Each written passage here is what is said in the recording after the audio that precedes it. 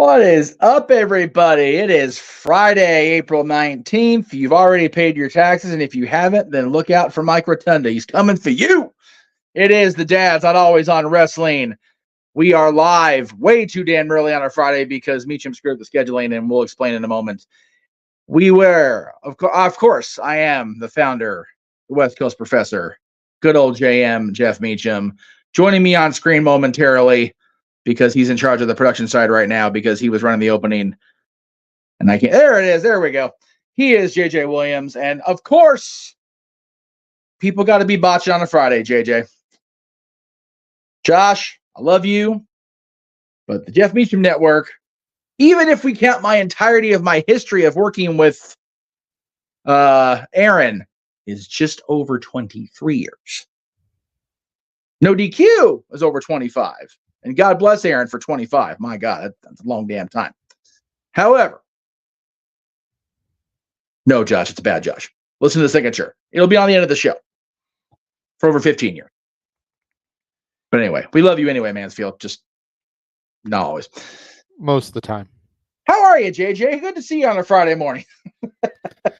It is good to be seen, and I apologize for not striking the imagery sooner. I was posting in group chats, areas where we don't usually hit people up to try to garner some traffic to the show today, since we are at an ungodly hour. No, this is not for the love of wrestling, because I don't do that on Fridays anymore for a reason. God damn it! I know. So I will totally take being thrown under that bus and dragged for miles, because I'll fill everybody in more later as we get to the end of the show and the shills and all the things. But I am going out of town Sunday, so it was one of those. Oh geez. We have to. It pissed off Mansfield. I'm already feeling old as it is after last night's hockey game. Do not screw with me. You know what? We're after 5. Don't fuck with me, Mansfield. All right. I'm not in the mood. But yeah, a emergency trip has come up, so I need to bounce out of town Sunday. Unfortunately, before we start our Dynasty coverage, so this man will be called upon to carry the load Sunday night as well as Tuesday night, April 30th, and we'll get to all that later. But suffice to say, my scheduling got, and the process I went, oh shit, we're doing Dads. So it's like, we need to do that either in the morning or push you back to Saturday. And I forgot this guy has his work schedule, so I could have waited till Monday because I'll already be where I'm going to be and settled in. And my bad. So I apologize to everybody for the ungodly hour. Thank you to everybody that's tuning in so far. One more age joke, Josh. One more. Mansfield, you have to remember, I'm older than Meacham. Yes. So if he's old enough, I'm old enough. And one more snarky comment like that, and it's going to require some super chats to both of our sides. Not That's just right. one, both. Yeah, both. Although, I'll put it this way. Let me go ahead and once again say thank you for the love you showed last night during Simply Predicting. Yes. We appreciate that, Josh. I will say, if my dad was snarked enough to tell his boss where to go on Monday, anybody's liable. Anybody's susceptible. Yes. No me chingas today. Okay, thank you very much. Yeah. All right. Well, if you're choosing it, Josh. At least he owns it. Yes. All right. Feeling frisky on a Friday, huh, Josh? All right. We'll get her done today for you, brother. But anyway, we're not here to. Today will not be a good Friday for him. Haha, yes. But we're not here to spend 2 hours picking on Josh. We can do that any day of the week we want to. No, we are here today because.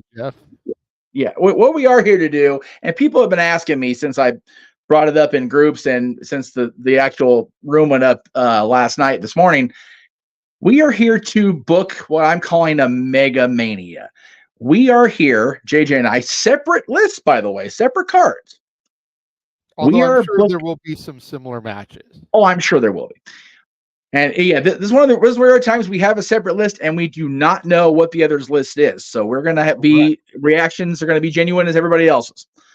Basically the gauntlet I laid down was, all right, we're having a difficult time with topics as it is, so let's lean into WrestleMania some more. Of course, WrestleMania was just last weekend, or no, 2 weekends ago now. And okay, so we got through 40 WrestleManias, some of them 2 nights. Let's do this. If we could take 10 matches per night and book a 2-night WrestleMania super card, picking matches that already happened at WrestleMania. So, like, for example, the main event of the first one, Hogan and Mr. T against Piper and Orndorff, and make that part of our mega card. How would we book it? The caveat being, you cannot use the same person more than once. Championships? As far as a wrestler. Yeah. As far as a wrestler, yes, that's valid. In-ring, in-ring, yeah. If a wrestler is booked inside of a match, but then happens to be the guest referee for another match. Yes, correct. That's completely different as long as they're on separate nights. Yes, exactly. That was the one thing. As long as, and I almost decided to go, okay, well, since it's a 2-night, if the match we're picking was on a 2-nighter, then they can go ahead and have another night. But it's like, nah, you know what? Let's give ourselves the challenge to not pick the same person twice that's actually competing in the ring, and book a 2-night, 10-match per night mega WrestleMania. And it's harder than you think it is. Oh, God, yes. Because there's people that are so revered, so loved. Take a Shawn Michaels, for example. Oh, yeah. Think about all the banners he's had at WrestleMania. Yep. But you can only use one match. Yeah. Same thing with Undertaker, Triple H, Hulk Hogan, The Rock. Yep. You can only use one match to define your WrestleMania. Yeah. And, people automatically default to, well, Undertaker, Shawn Michaels has to be on there. It's like, okay, yeah. What about Undertaker versus...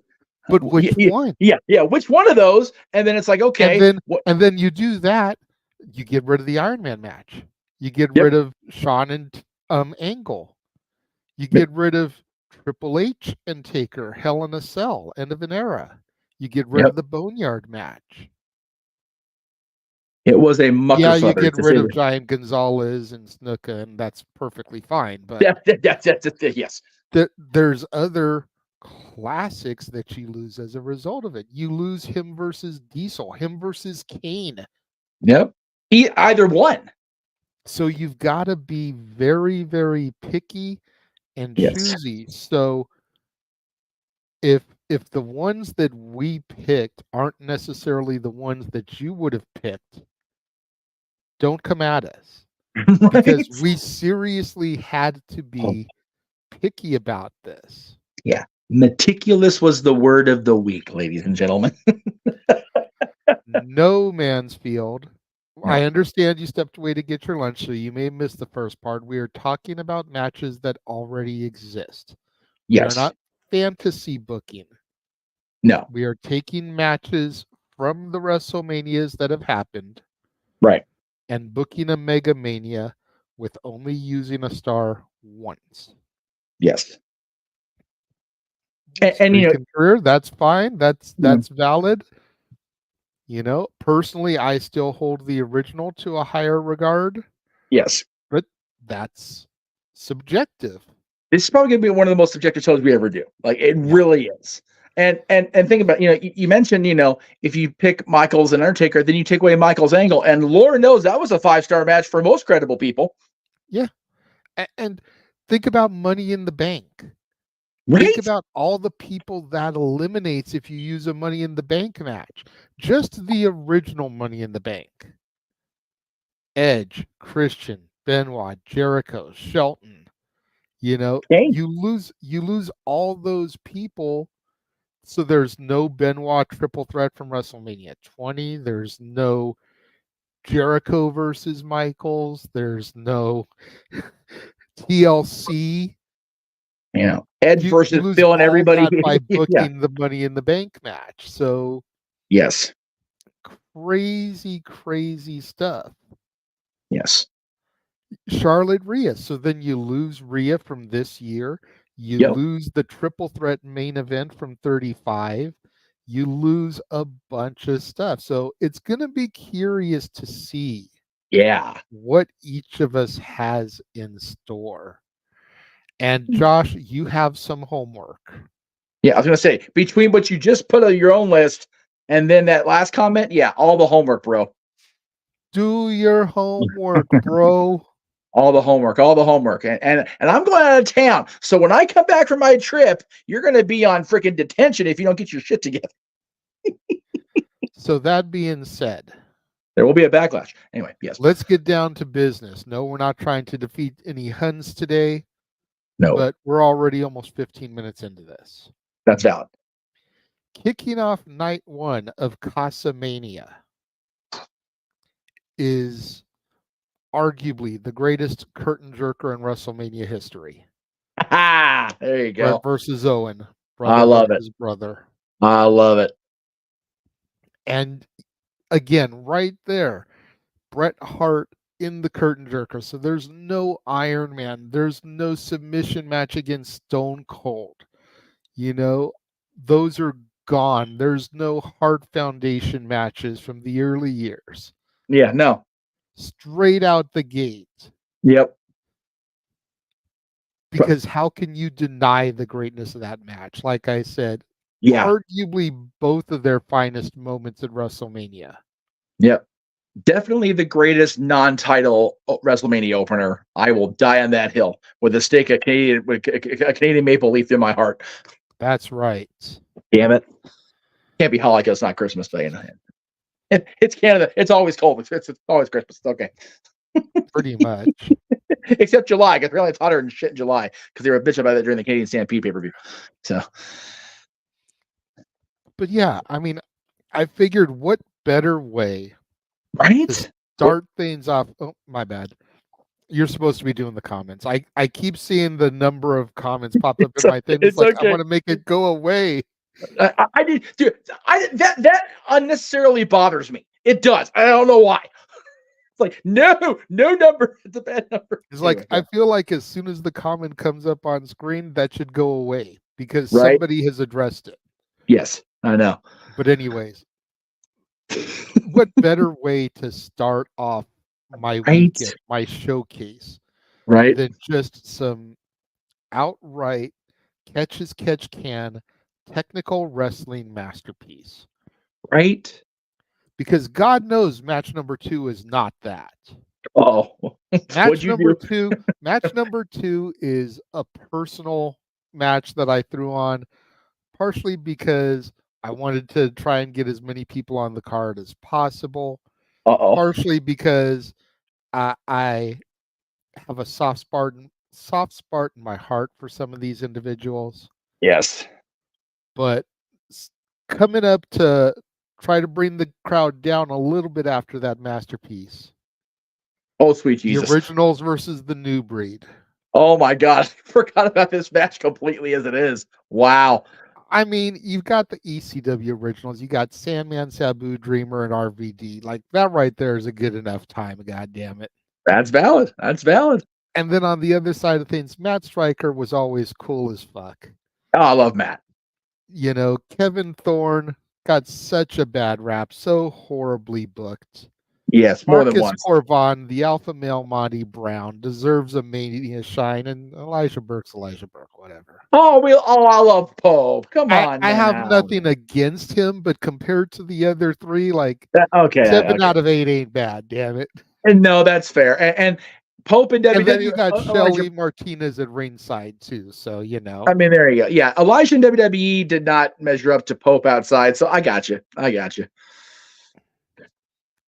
But yeah, like I said, you're gonna have a couple of these matches on here where you're gonna sit there like you just didn't go, oh Lord, I forgot about that.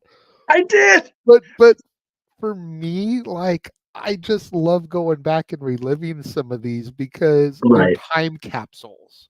Yes, that's fair. That match right there is everything the reboot could have been versus everything it was. Right.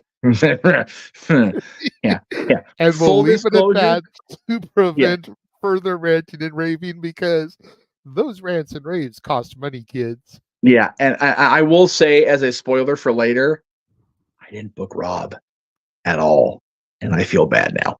But I mean, As well think of you it, should.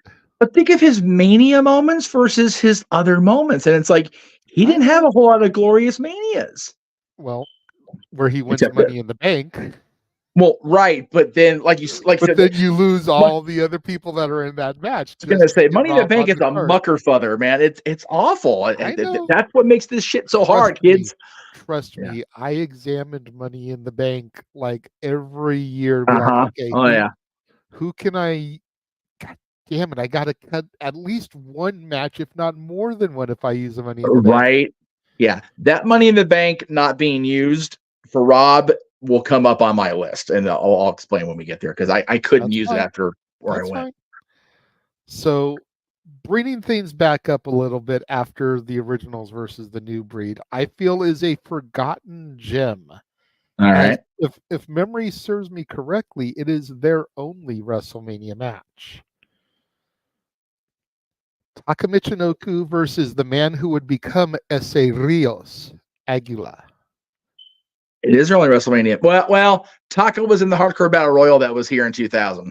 Yeah, no one really counts that. He was part of that cluster. I mean, I care because it was my first Mania. It was a cluster. Yeah, that says everything. Yeah, it was a mess. And no, I didn't book that one, obviously. But a little bit of light heavyweight, Yeah. cruiserweight, lucha action kind of bring things back up a little bit after the violence that is the ECW match. Again, forgotten gem. Oh, yeah. Taka, especially during this time, was on fire. Oh, my God, Nobody yeah. could fucks with Taka. No.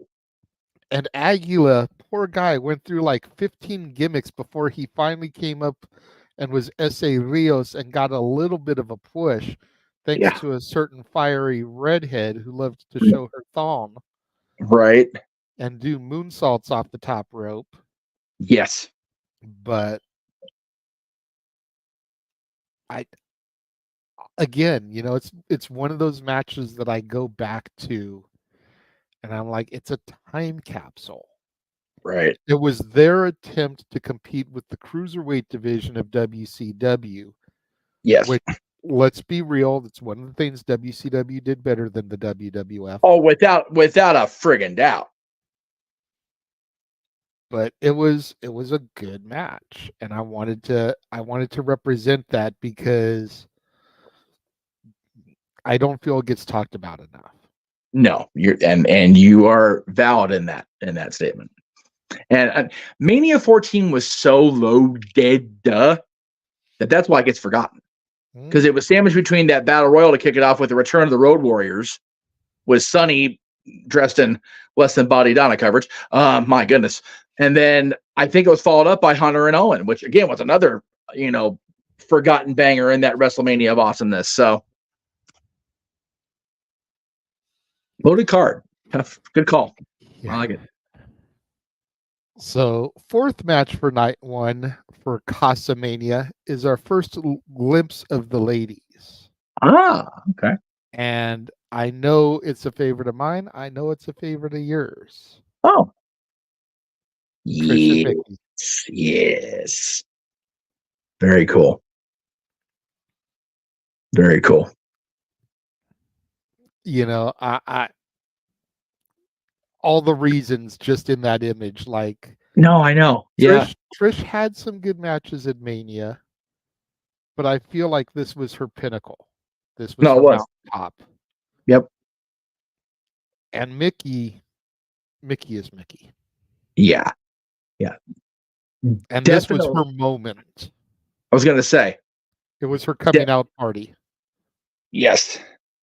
And yeah, definitely. Yeah. Definitely the reason Noah uses the phrase lithium on the regular now when it comes to crazy people was Mickie James in this match. And Josh, I'm not going to post your comment, but hindsight, it takes away from it. In the middle of the moment, it's like, ooh, what she did. But it That for me, and the JJ's list, but that for me did not make or break that match. That match was the standard for me until 8 years later with Natty and Charlotte, and then of course Sasha and Bailey said hold their beer. But yeah, but yeah, I would say leave it in just because I'm not a fan of editing anything out. that's true. You're not. That's true. I feel preservation and conservation should be key. If it was in the match, leave it in the match. Yep. I think it's on the DVD if I remember right. I don't. It's been a while since I watched, but even still, you know, hard. That's why hard copies, kids. That's why hard copies. So, coming to the middle of the road here, I have two completely different matches. Oh, geez. I have one that harkens back to our opening contest of technical excellence, and one that makes people shake their head as to why this even occurred at a WrestleMania, but it had no other place where it could have happened except for at a WrestleMania. Uh-oh. So match 5 for Casa de Mania harkens back to our opening contest of technical excellence. All right. Ooh, there you go. Angle defending both titles against the Chris's, Benoit and Jericho. European and Intercontinental titles on the line, 2 out of 3 falls match. Yes. Well, 2 falls match, not 2 out of 3 falls. But yeah, 2 fall. Yeah, you 2 fall triple threat match. Yeah, you got yours. I got you. I was there. I remember. And this was hard for me because, again, there goes Angle and Michaels. There goes Benoit's moment at Mania 20. There goes any of Jericho's Mania moments. But as great as Benoit's moment at 20 was, this match was and will always be for me, especially on a Mania level, right up there with Owen and Brett. Yep. And we always talk about how clusterfucky triple threats can be. They managed to make it work. Yeah. Yeah. This was your classic triple threat that wasn't a triple threat at all because it was 2 essentially separate matches. And the combos you had with yourself about removing matches to include this one, I had the same conversations with myself. I know. And you've already had 2 matches that I have. And I think they're on the same night. So there you go. Cool deal. Yes. Well, then we go to the match that you were just like, boy, why did it happen? Why is it here? But it couldn't have happened at any stage other than WrestleMania. And I had to get this guy on my card at some point. Uh-oh. Oh, sweet Jesus. Hogan versus Vince. Okay. That's valid. You know, everybody knows I'm not Hogan's hugest fan. I'm Team Piper over Team Hogan. I'm Team Savage over Team Hogan. Yeah. I'm Team pick who's across the ring from Hogan over Hogan in most cases. But the way that they built this, 20 years in the making, did Hogan make the WWF and WrestleMania, or did Vince make Hogan? And there's a little bit of truth in both of those statements. Oh, yeah. And again, there's no other place they could have done this except for WrestleMania. The only thing that would have made it more perfect is if it had been in the Garden. Yes, that's true. The following year. Yeah. But how do you not have Hulk Hogan on a WrestleMania card? That's true. And again, you've got Hogan versus Andre. Yeah. You've got the main event from the first WrestleMania. You've got Rock Hogan that now cannot appear because of this match. And here's a little, you didn't book RVD, I didn't book Piper. What? Whoa, that's even bigger than mine, dude. No, because you're personal friends with Rob. Yeah, yeah, okay, that's fair. Like, you got the dude's phone number. Like, Yeah, I know. I met Yeah. Roddy a couple of times, but I was never as close to him as you were with Rob. And I will still say, on the eve of the let's be day, real. If it wasn't for the curly-haired monster, if we were going to Rebellion this weekend, you would probably have an interview with him. That's how close you are. But because the curly-haired monster decided to book him on 420,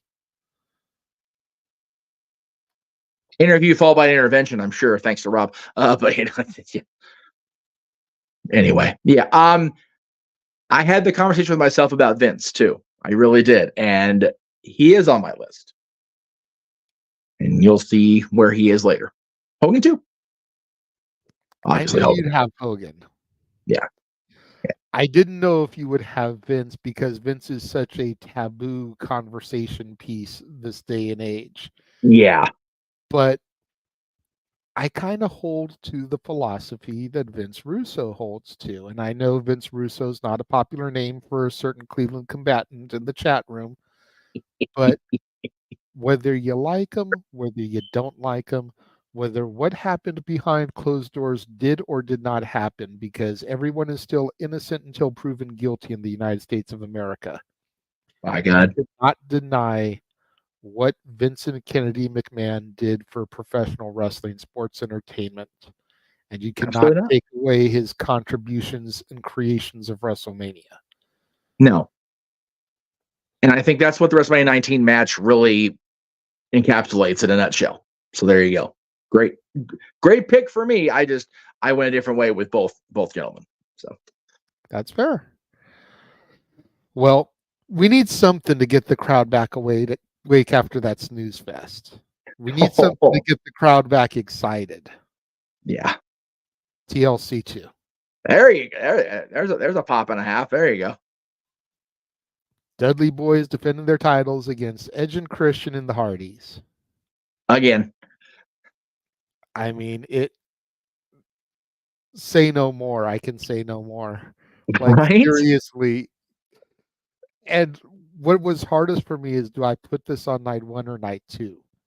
That was the tougher part for me. Right. But TLC, how do you not book TLC on a WrestleMania card? Especially TLC. That takes all 6 of them out. Yep. But aside from, and this is where I had the hardest problem with it. Right. Christian versus Jericho almost made my list. Yeah. Because that was a banner, and that really helped redefine Christian and get out of Edge's shadow. Yep. Especially with the Trish heel turn and the holy hell. But that steamy kiss that she planted on the creepy little bastard. Dude, her facial expression after the fact was everything. Oh no. I will take that facial expression any day. Like Stephanie kind of like set the standard in '99 when she first turned heel on Raw after Armageddon. Trish perfected it. That little almost backwards side. Yeah, no, I can't. But yeah, the lead into it for Trish was like, yeah, no, he's creepy little bastard for reasons. No, I can't. No. But I ultimately chose this over that match because, again, then I couldn't have the triple threat with Angle, Benoit, and Jericho, and I couldn't have this. Yep. And I feel like those matches are better than the one. Yeah. And TLC 2 also includes Lita getting a moment, Spike getting a moment, and Rhino getting a moment. So there you go. More people getting booked. That's right. All the bookings. Because it's WrestleMania. Aside from booking an Andre the Giant Battle Royal, got to get everybody in there. And it's not anymore anyway. It's on a freaking Friday now. Dumbasses. All right. Now, from here, it's just match. Like, there's no real comeback down after TLC 2. Like, you're in the go home stage. Yeah, you're in Sheamus mode. If if any match could be considered a cool down out of the TLC and then the following matches, it's this one right here. And calling it a cool down is a gross misjustice. Okay. Wow, yeah, right. But that just tells you the fire that I've got if I say this is the only thing that could maybe be considered a cool down. Yeah, seriously, considering how hot this rivalry was going in. And this was right on the cusp of the Summer of Punk. Oh, yes. So we were just about to that superstar status for good old Phil. Oh, yeah, you and I were up in that way too much. You know, while the counterfeit Bucks were still performing in gymnasiums. Yeah.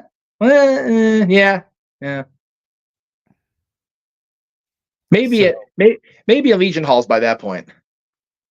Trying to remember. Don't patronize me, Meacham. Let me make my statement and come down on those a-holes, okay? No, please do. I'm just saying.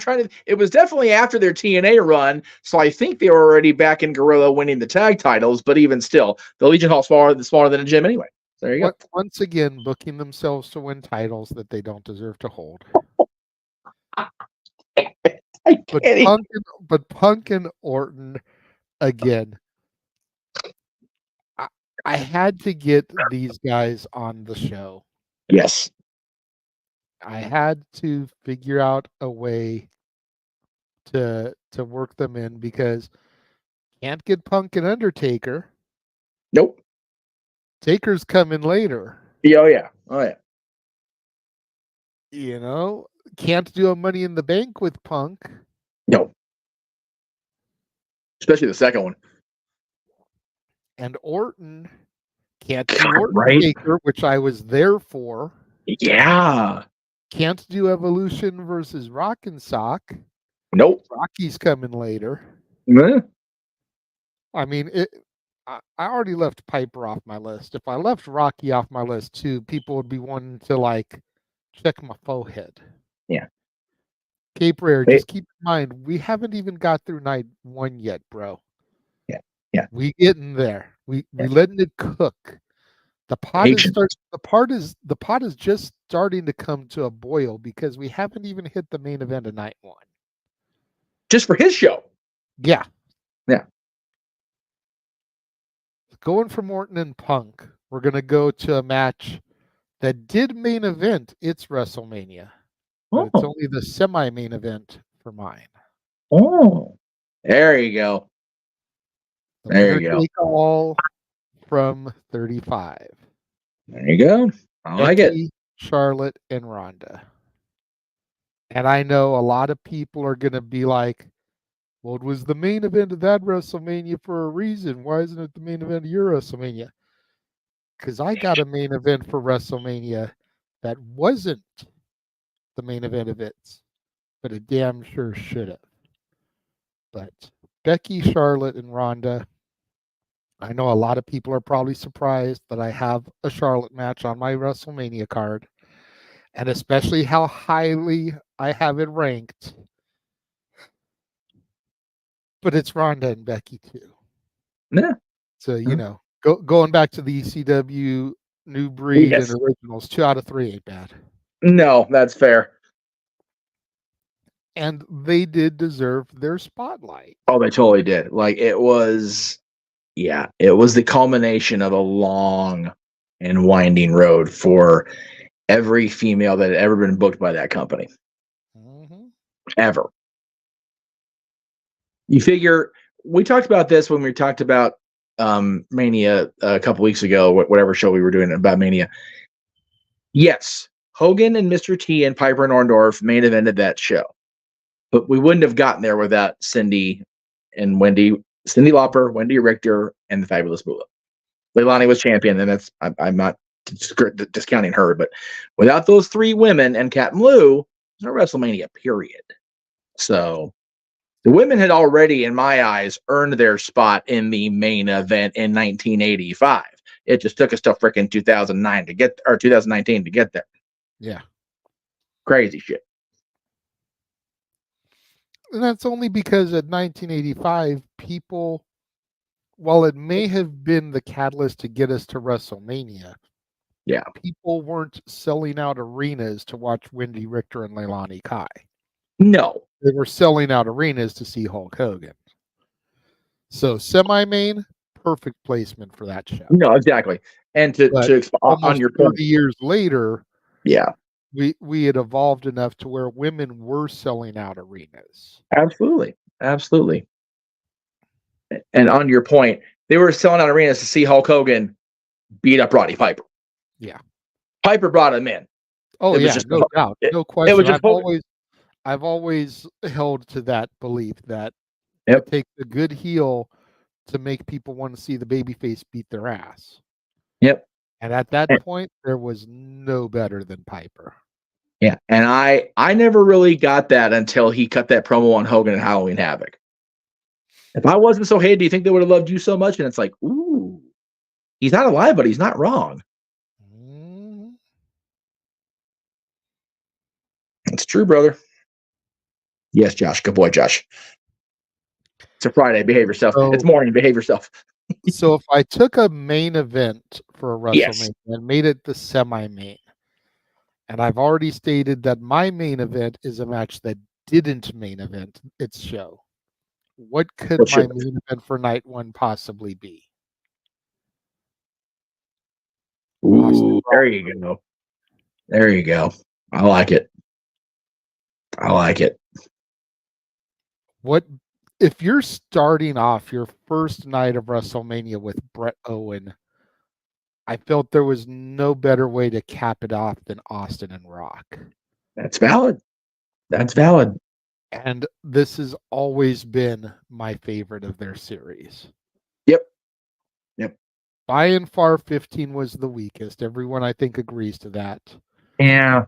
17 was great until the heel turn at the end in hindsight, because it was what it was.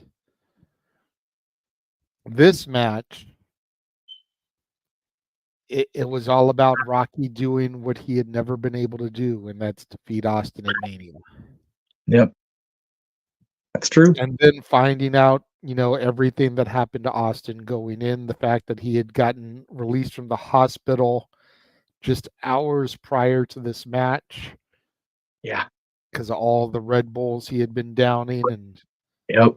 what it was doing to his heart and everything. It was just like, dude, so great to see the way this has been capped off.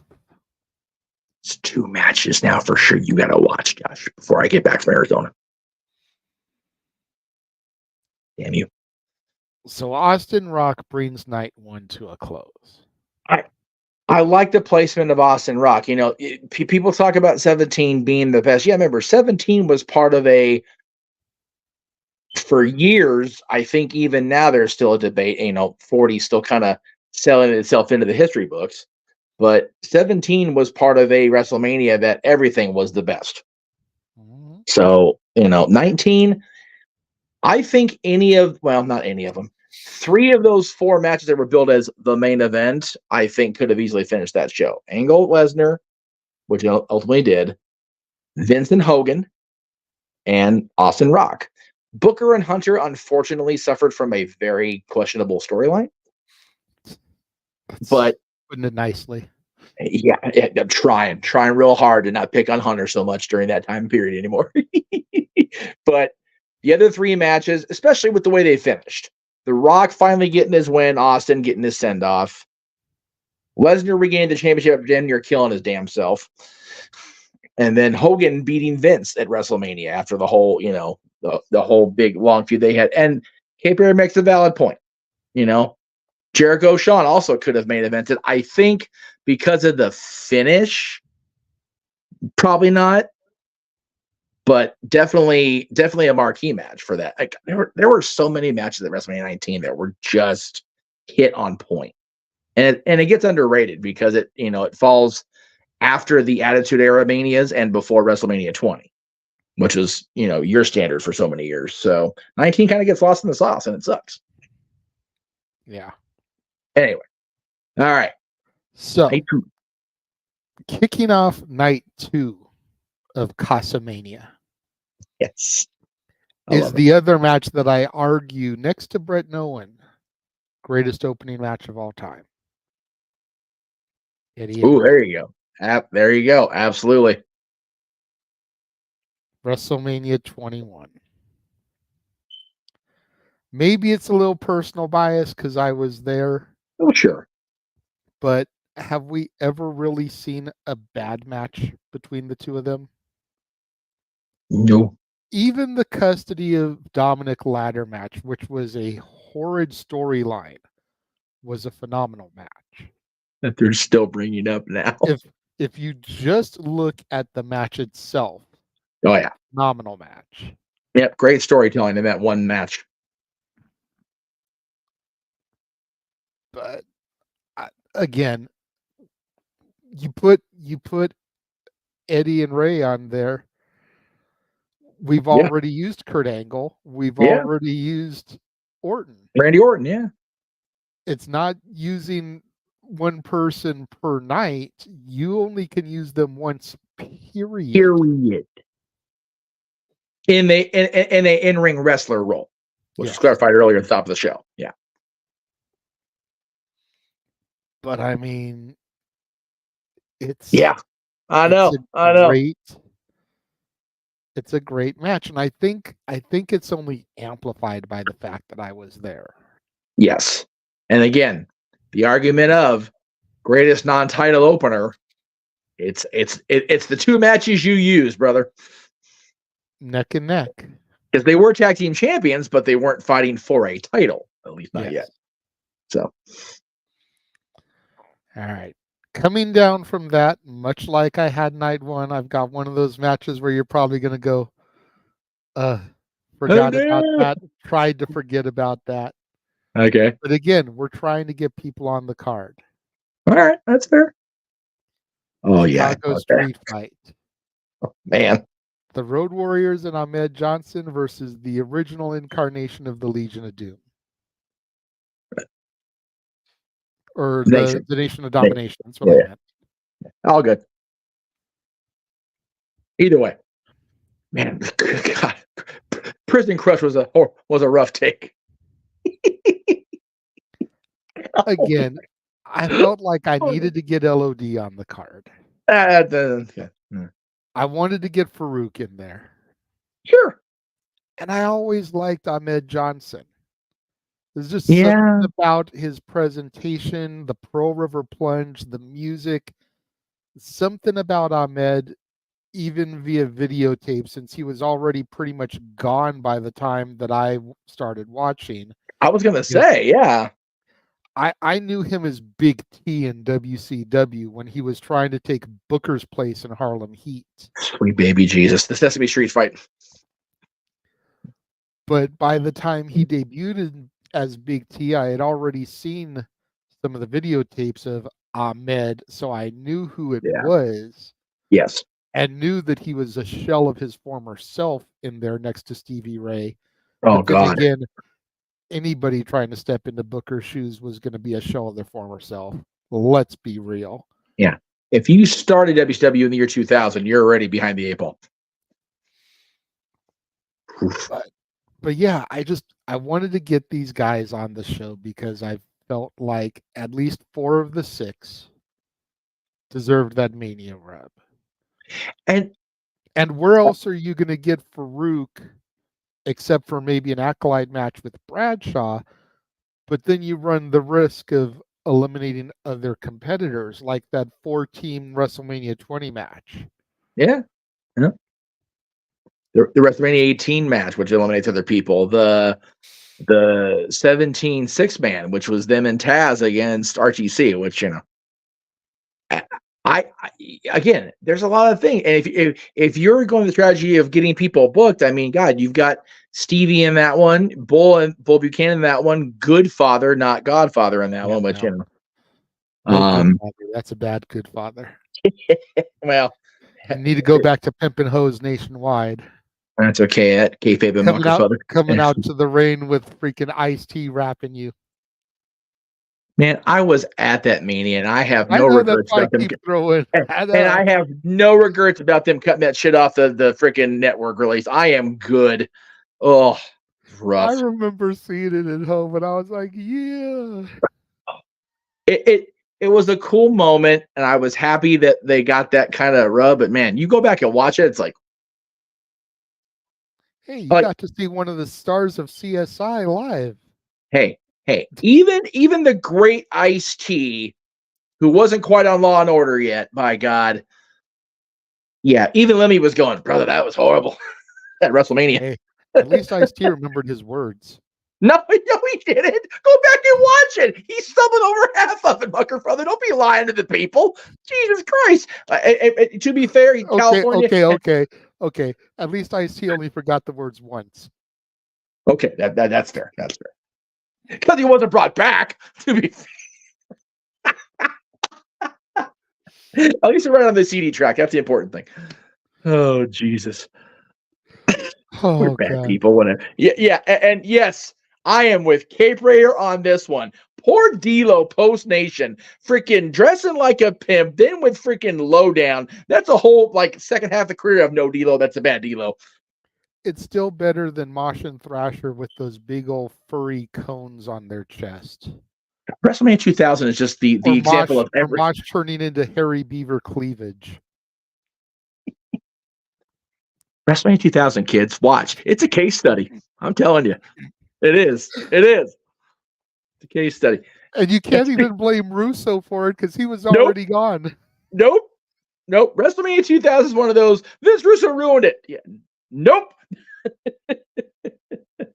Okay, getting us back on track here. Jesus Christ. I'm trying to restore some dignity. Oh, okay, good. Of WrestleMania after that street fight. We're going once again to the women. There we go. Yes. Molly. Glad I started that. Where was that? Nope, I didn't start. But it was brought up earlier. Had to get this one in there. Yes. Everybody knows how partial I am to this. Everybody should know how much I love both these women, but especially Victoria, especially Lisa Marie. Absolutely. Always such a doll every time I've encountered her. Yep. We've been very fortunate to meet both of them on numerous occasions. So it's pretty cool. Nora by freaking sheer dumb luck, most of them. Yeah, right. So, yeah. Oh, hi. Yeah. Turn around at the sweat box and she just happens to be hanging out there. Yeah, just completely blending in the crowd at All-Star Weekend. It's like, oh, hi. That was crazy. That was a crazy weekend of meeting people. Yes, and to Cape Breer's point, Victoria was the OG crazy chick. Hell yeah, man. She laid that blueprint down for Mickie James to follow in later. Yep, and now Tatum Paxley's coming doing the same thing. Man, Tuesday's going to be a good trip. Like I said, I'm not high on triple threats even now. That one with Tatum and Lyra and Rox is going to be good. Looking forward to it, brother. Looking forward to you calling it. So am I. So Molly Victoria starts another round of just banner after banner after banner with no real come down for a little bit here. Okay. So I hope everybody has drained themselves because there's no potty breaks between Molly Victoria and match 6, and even match 6 is questionable. Oh, geez. So we go straight from the excellence of Molly Victoria into match 4 of Casamania. Oh, Steamboat. There you go. There you go, brother. The oldest match that I have booked. Oh, there you go. But again, we need some sheer technical excellence, some high flying, the drama and suspense of Elizabeth at ringside, the beauty and grace that only she can bring. Yes. And the magical moment of Steamboat capturing that championship. valid. Yeah, that'll come up for me later too, for the record. Another one we share. But yeah, I debated on this one a lot. I mean, Cape Ray makes a great point, man. I think, do I include the Warrior? Which match do I include? Because either one of them takes the other guy away. It's like I don't want to lose Hogan to Warrior, and I want to lose Savage to Warriors. I did contemplate Hogan and Warrior so as to not dabble in the Vince waters. Right. But I had to go with this one. And yeah, Piper Brett, I love that match. Yeah. But then you lose Brett Nolan. Yeah, you lose Brett Nolan. Sorry, I love Piper, but Brett Nolan is just better. No, it is. No, it is. And it's a great kickoff to one of the nights because it was the first match. Yep. It's perfectly placed there and is a way to get people excited about everything else that's to come. Absolutely. And it's in the Garden, so the history's there too. You know, you get the asses in the seats, and then you hit them with something a little bit meh, because it's like, well, your ass should have been there on time because we presented this banner. Yep. And speaking of a banner, match 5, yeah, go ahead and do that again because he's in this match, as it was a match where people had already started to turn on him. Oh, but they really got behind his opponent, which at the time was one of the most venomous heels in the company. Wow. Okay, so you use this match for the okay. Now I'm curious what's going to happen later. Okay. And again, go ahead. Cena Triple H. And it's only my midway. Right? Man. It's only my midway because, I mean, you could argue some of the other stuff, but like, I wanted to try to have some cool down, get hot before we got to the main event. Fair. So, yeah, kind of needed it to be the middle of the card here. Yeah. You're being much nicer to the audience than I am.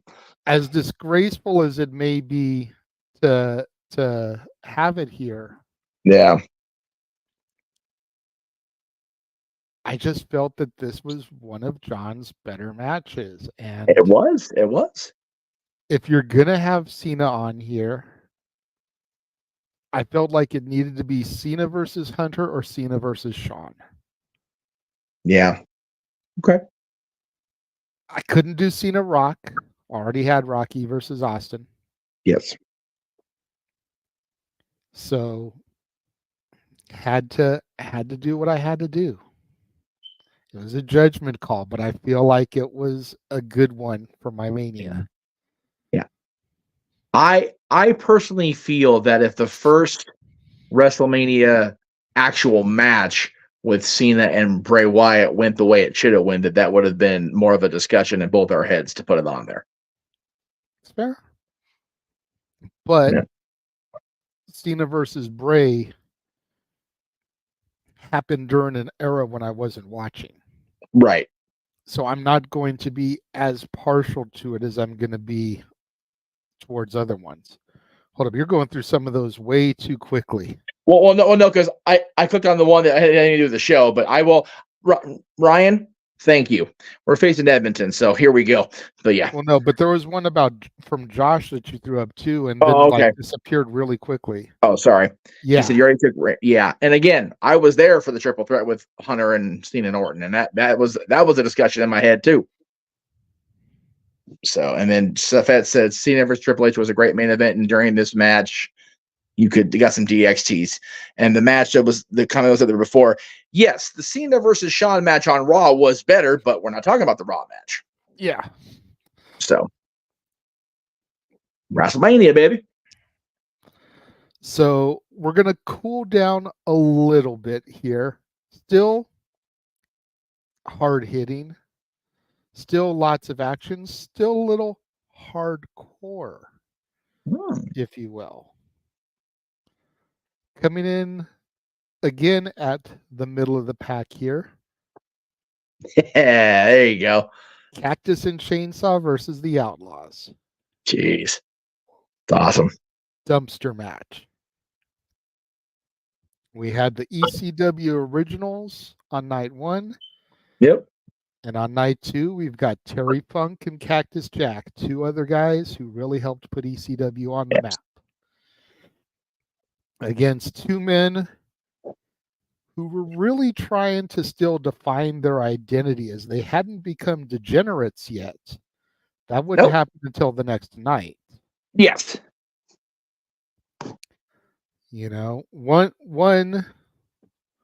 would go on to face demons, team with a guy named K Quick and get rowdy in his later years. The other one fathered some ass boys. Yeah. You know, but it's funny. The one facing the demons and, you know, got rowdy ended up being arguably one of the most powerful people in the company now. Yeah. Yep. That damn wrong dumpster clause. Yeah, I never liked that stipulation. No, I didn't either. Yeah, exactly, Mansfield. It's a tough one. Well, because he mentioned earlier in the comments, you know, what about Edge Foley? It's like, oh wait, no, you're TLC too. Never mind. It's like, yeah, exactly. Yeah, exactly. He sat there and did, oh wait, shit. Yeah, this is very much an oh wait, shit show. Yeah. Oh. No, and Ryan makes it's hard. I tried to explain how hard it was. I don't think people understood until they started seeing the matches coming. It's like, yeah. Damn it. Yeah. Ryan makes a valid point. Yeah, they weren't officially with DX, but you can see. I forget what it was after the dumpster toss. But the Outlaws did something else, and you can see Sean and Hunter going, you know, we might got something there. I think the plan always was to put them with DX after WrestleMania 14. It's just they were counting on Sean's back going to shit. Yeah. So, but it's interesting to think of what the DX Army could have been if Sean was part of it from the beginning. I know. There you go. See, that's why we went and headed with this, Josh, because again, out of the thought process of, man, what can we possibly do that we haven't already done? Boom! There we go. Hit you with the banger on a Friday. So, my next match make a couple people question things, but I want to go ahead and throw this disclaimer out that I should have done in the beginning. Okay. No matches from this year are on my list. Oh wow! Okay. And that's only because I had my list made prior to this year's airing. And I didn't want to show recency bias. Okay. So I want to make sure that is perfectly clear before I reveal my number 7 match, which was the night that the Nightmare came home. Wow. Okay. I feel like this match right here, and a lot of people are going to be like, what about Cody and Roman? This match right here really set the ball in motion for everything we have seen the last 2 years. That's fair. And while the series got better and better with every match that they had, culminating in Hell in a Cell with a torn pectoral. Oh God! Ugh. Cody's chest looking like a little baby had been taken to the woodshed and his ass reddened. You know, it was tough for me between this and Cody Roman 1. Yeah. But with Cody Roman 1 having been a Cody loss, yeah, I wanted to go with this one because just that moment of him ascending from the elevator The worst kept secret in professional wrestling, but hearing that music Yeah. echo through the stadium and that crowd reaction of him coming home. Yep. And then the match was way better than it should have been. Yeah. To Caper's point. Yeah. I'll tell you, I had forgotten how far back Kingdom went with him.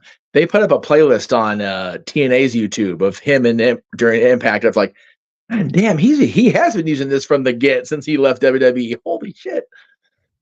Hearing that song and that little bit of Impact song, funnier than shit. I'm not gonna lie. Oh boy. Anyway, yeah, I'm gonna get accused of recency bias. I'll say that.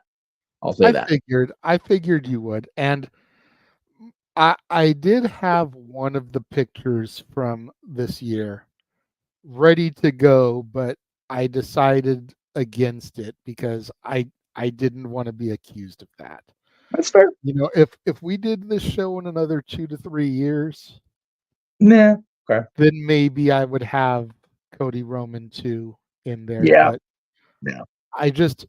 I couldn't in good conscience put it there when I already had my list done prior to Mania. Right. Because as soon as we discussed it, I was like, okay. Right. I remember. Yeah. I remember you telling me that. And I just didn't want to get that accusation that, oh, well, you only have it there because it just happened. And you see if you feel the same way in a couple years. That's perfectly fair. It's a valid argument. And I went ahead and I took that route. No, Josh. No. Great moment, though it was. Yes. For Sammy, our boy Sammy, man. 2 in a row. You got to love that shit. Yeah. So funny thing about Sammy is not on my list at all either. Oh, wow. Okay. All right. Well, I'm going to. Spoiler alert for my next 3 matches. I was going to say, right? Yeah. Well, yeah. Put it I got you. Like this. The Rock is the only member of the Bloodline to appear on my list, and we've already had him.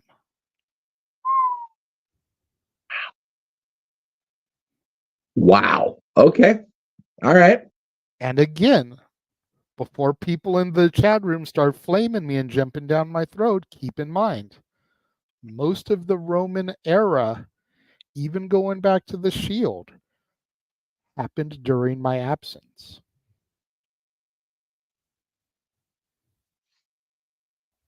And I damn sure ain't not going to put Roman versus Undertaker. No. And some people may look at things like my ECW Originals match, my Chicago Street Fight, and be like, you couldn't have gotten rid of those. And no. But again, it's personal. These are matches that I've always loved. And I don't want to show recency bias. Subjective. I could be wrong, but I don't think I have any match from 39. So I don't have anything from the last 2 Manias. Man, I'm gonna get recency bias all up in my shit. Seth and Cody is the most recent match that I have. Wow. Because that was 38. Yeah. Yep. I have a match from 37, but 38 is the most recent one I have. I don't have anything from 39 or 40. Wow. All right. Good to know. But after Seth and Cody, before we get to our 2 closing matches, we got to bring the crowd back a little bit. Look at this. Go ahead. I'm sorry. Oh, shit. I just realized something. What's that? Somebody double booked. Uh-oh. I got to throw that out. Oh, dear. All right. Well, fuck it. I don't have an image for it, but I will go ahead and throw it in there then. Okay. My number 8 will go ahead and it'll be Sammy and KO versus the Usos. Well, I'll go ahead and use mine since I. Oh no, I don't want to. I want to see your picks. So it's okay. We won't. Yeah. Don't have an image for it. I completely brain farted. I originally was going to have Battle of the Billionaires, but I've already used Vince. Vince didn't wrestle. That's true. And use it, dude. You're fine. He was at ringside. Yeah, you're good. You got it. Go for it. Represented. Yeah, do your thing, brother. You got it. All right. Okay. Edit point, even though we're live. Yeah. We're live, pal. We're live, pal. So number 3, night 2. Yeah. Or number 8, night 2. There you go. There it is. I saw his image there in the foreground. I'm like, oh shit. That's how tired I am. This is why we're supposed to do these shows in the afternoon, Meacham. I know. Once again, it's all my fault. Damn right it is. So Battle of the Billionaires. Lashley versus Umaga. Lashley representing the man who would become president of the United States, Donald Trump. Umaga representing the man who would basically be impeached from his own company, Vince McMahon, and Austin in the middle of it all, trying to play peacemaker. In the category of, I'll take matches that age like milk for 200, Alex. Like, Jesus Christ. So, apologies for everybody. The birth of gangsta Vince. Ryan's got it on point. Do-rag McMahon, baby.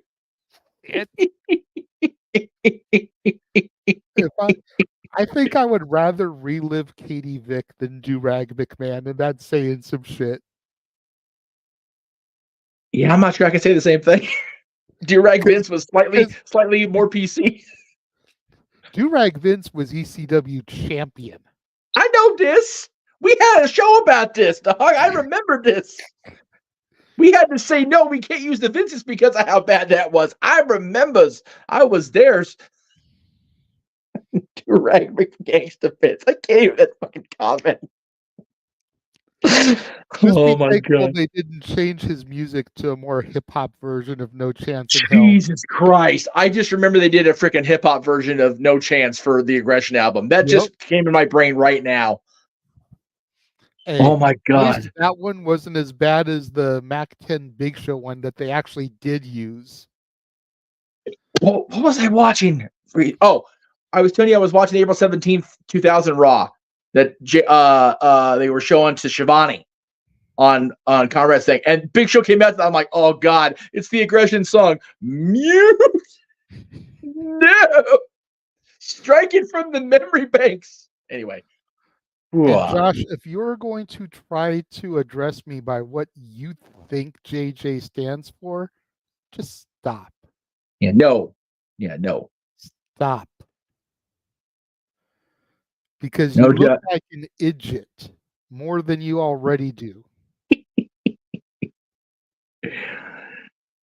When you're out there, and if you're gonna try and insult me, super chat me when you do it. That's right. Damn it. That way you can pay for your stupidity in advance. That's right. You are out derping do-rag Vince with your comments. I'm just throwing that out there. Or Gangsta McMahon is Ryan. That's what he's going to be saying. So now that my botch is over for the day, moving along to number 9, my semi-main event. Yeah, we're going to talk about the match. It's just availability there. That's what it was. It was. My semi-main event for night 2 also was the main event for one of its shows. Okay. Because it hails from a 2-night Mania. Ah. And everybody should not be surprised that this is on my card whatsoever. Probably not. Yeah, there you go. There it is. Waiting for that. Sasha versus Bianca. Yes. And I'm sure there's probably some people out there that are, again, like, as much as you love this match, why isn't it your main event? Patience, children, patience. Or they're like, well, you're sexist because you're not giving the women the main event. It's like, motherfucker, I have 4 women's matches on my show. He's got more women's matches than I do. For the record. I have 9 women booked to wrestle, not even counting managers. Yeah. Okay? Give me a break, people. And at least I have them in the semi-main. Yeah. Not jerking the curtain or match 2 on my card. Yeah. Like, the Vince era would have done them. Or at 9:30 like people do it now. Yeah. That's 6:30 for you West Coasters, like me. Curly-headed He's a West nitwits. Coaster too, but he always speaks East Coast time. It drives me knucking futz. Daniel with the comment of the day for reasons that we can't even get into on the air because it ties into both of us. Thank you, Daniel. Yes, love you, Daniel. But yes, to the point made in the chat room, the first time 2 African Americans, let alone African American women, main evented WrestleMania. Yep. And it still is my standard for women's wrestling in the modern era. Don't get at me about Charlotte versus Rhea. It was a phenomenal match. Yep. And it's not just my hatred towards Charlotte, because if we're being honest, I'm not that partial to Sasha either. Right. I just feel like this match was better than Charlotte Rhea. Charlotte Rhea may have had more history to it, going back to Charlotte taking the NXT title off of Rhea and Rhea wanting her comeuppance, her revenge. She's not that same Rhea anymore. Yes. I just feel, like I said, hold for hold, move for move, this was the better match. And that brings us to the main event. Cape Fear's got to figure it out, JJ. It's Gimmick Battle Royal. I knew it. Yay for Doink. And the Iron Sheik, baby. That's right. And Jimmy Cornette. Let's not forget Cornette and Brother Love in there together. Good. Almighty. God damn it. I'm so glad Bruce Pritchard got a better WrestleMania moment than that shit. But if it's not Triple H and Cena, if it's not Sasha Bianca, if it's not Rock Hogan, or Austin Hogan, excuse me. Rock Austin. Not Bret and Owen, if it's not the triple threat, what could my main event be for both nights? There is only one. Ah, yes. And don't come at me. This is the better match. Go ahead and throw it up one more time. Subjective. This is the better match. There you go. Stakes were higher in the sequel. Sure. But this was the better match.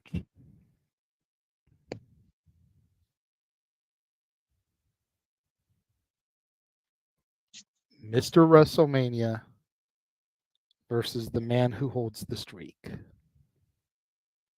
Their first WrestleMania encounter. Thank you, Cape Rare. He understands.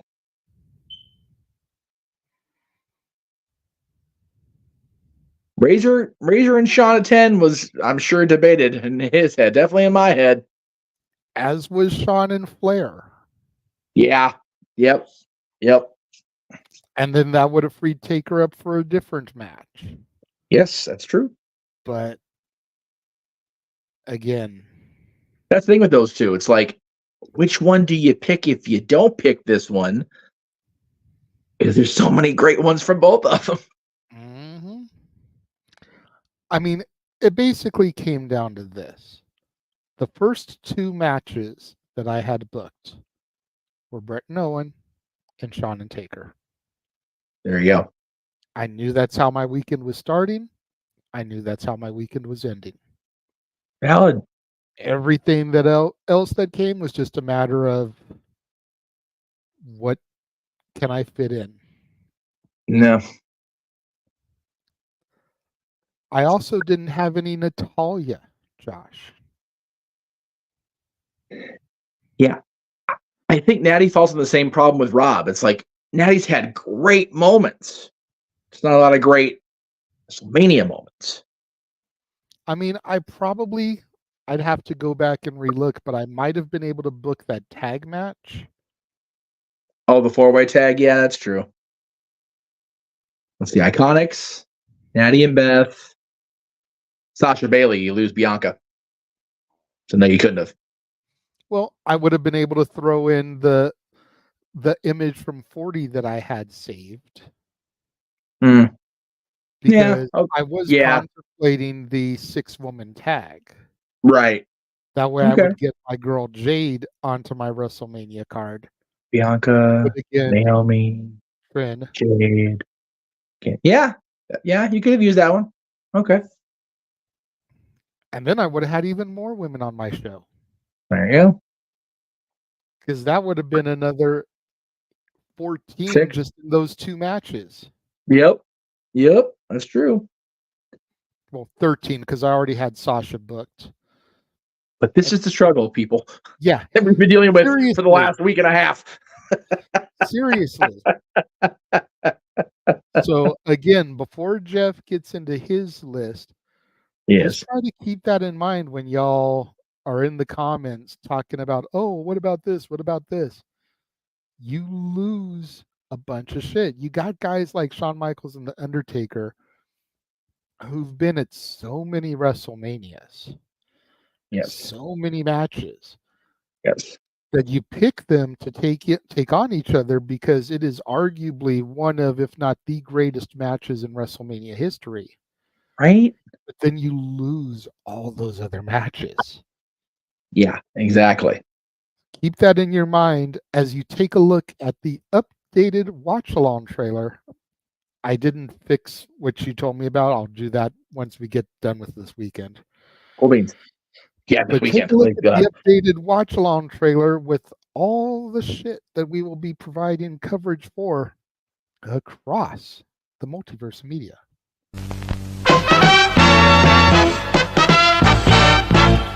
And now, preview time. So let's take a look at what's coming your way.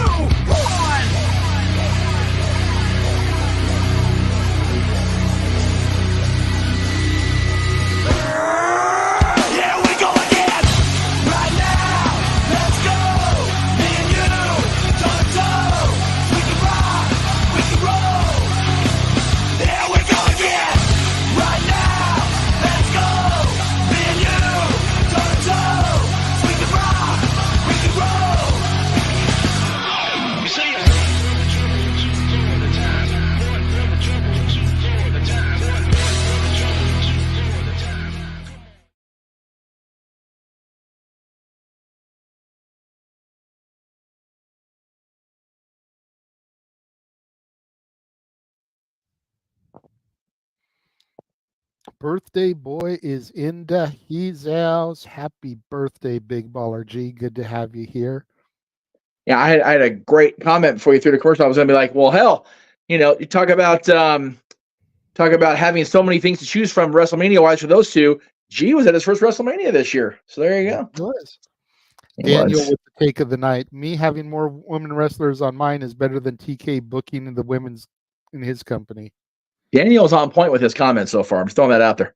If Tony is watching, please take notes and listen to him.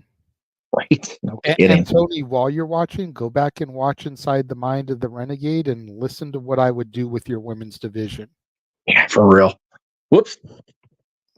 Forgot to take that down. My bad. Where'd it go? There it is. Okay. Hi, everybody. Okay. Hi, Dr. Nick. Yes.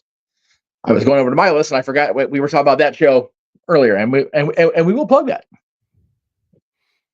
Yeah, I get to go on a vacation. Feel like I need a vacation just from looking at my WrestleMania, let alone the watch-along trailer.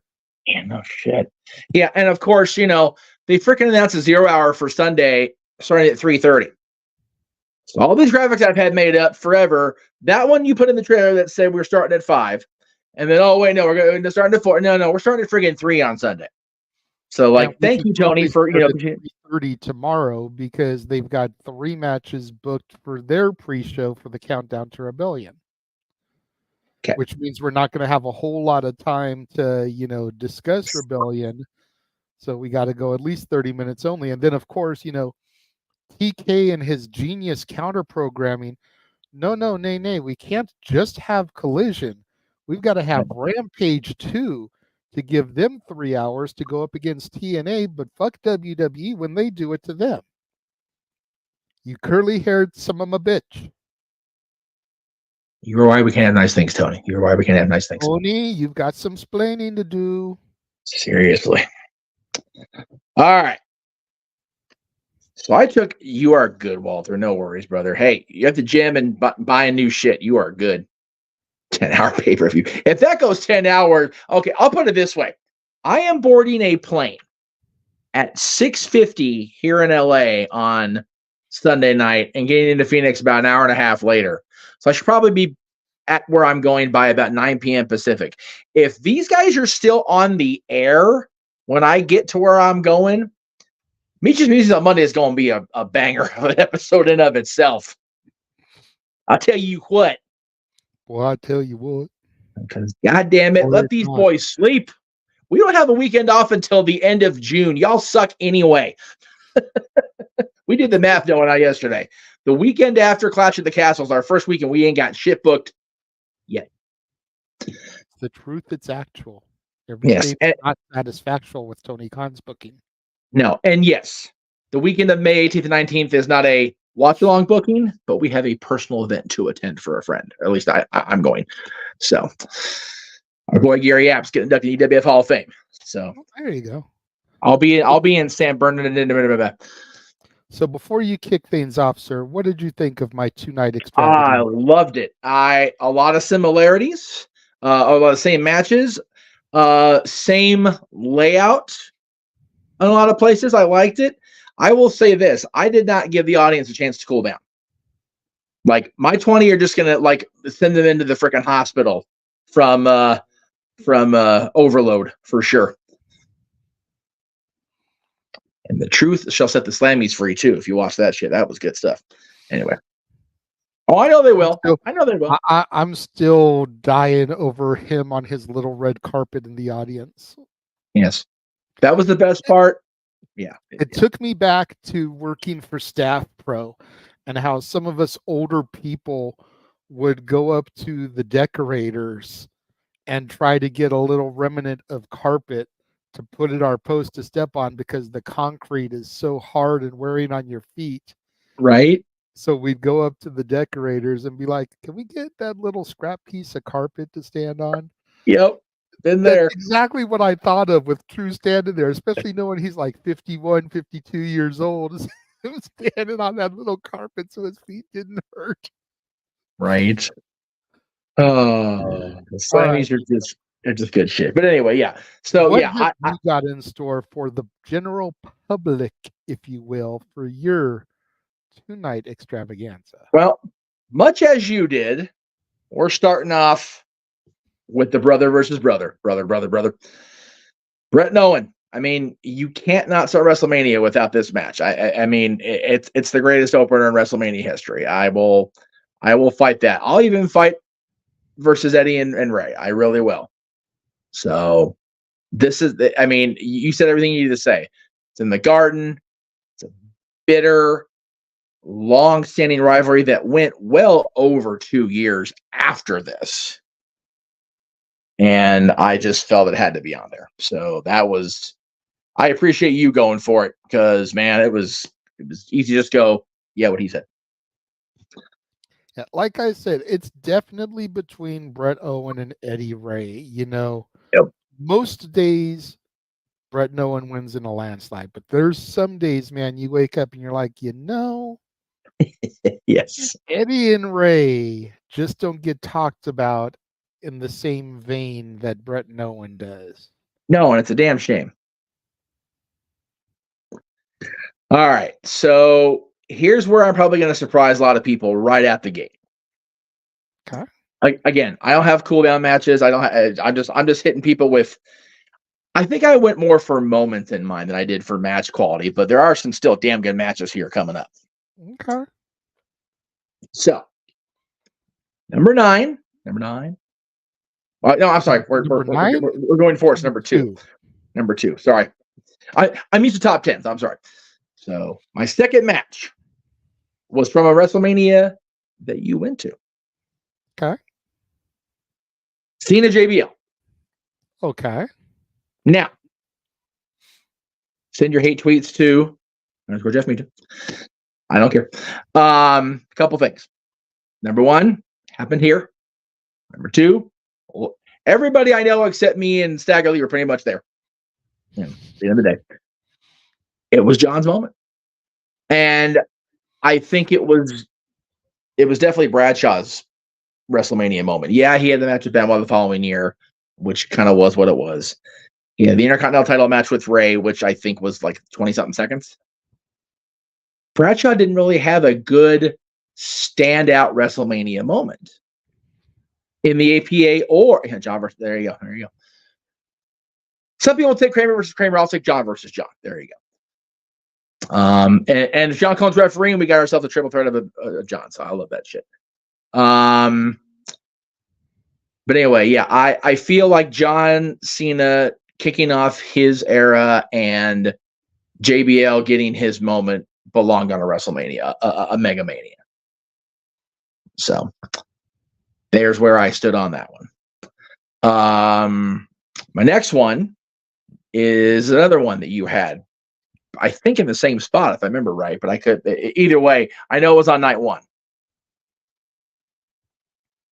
Benoit, Angle, Jericho. Two fall Euro-Continental Championship matches.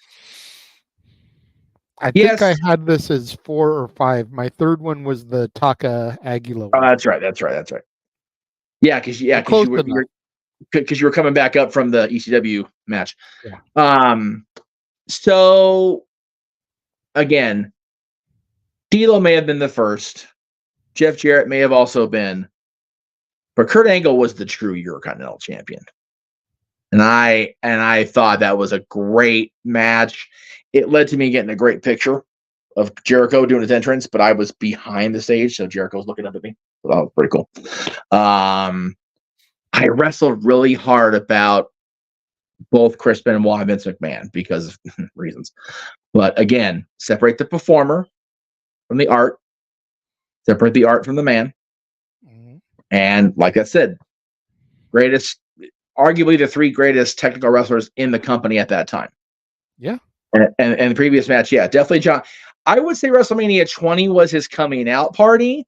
WrestleMania 21 would be like his, I guess, graduation, if you want to use a comparative term.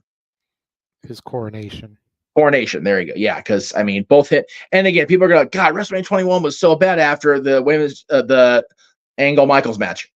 I know. He knows too. He paid and sat there and watched it live. We know. It's okay. It's still a moment. Match quality, but this match quality, the triple threat, I mean, my God. And the storytelling was so good. It started on heat when we found out that Backlund was the one that booked it, Frankel. It's like, damn you, Bob Backlund. Interfering, how do you do, you looking mucker father? Great match. And again, you talked about it earlier. You know, how do you do this and not have Benoit versus Angle versus Jericho versus? You just do it. You just commit to the bit. And yes, that's a triple threat match. For a guy who says he hates triple threat matches, I'm going to prove myself completely hypocritical here throughout this list. Oh, God, here we go. Oh, yeah. All right, so this next one is not triple threat. It's not even really that good a match. We talk about moments. Even the finish probably should have gone a different way. But that's right. That's right, Walter. There we go. That's right. If you don't like this match, you lack the 3 eyes. That's right.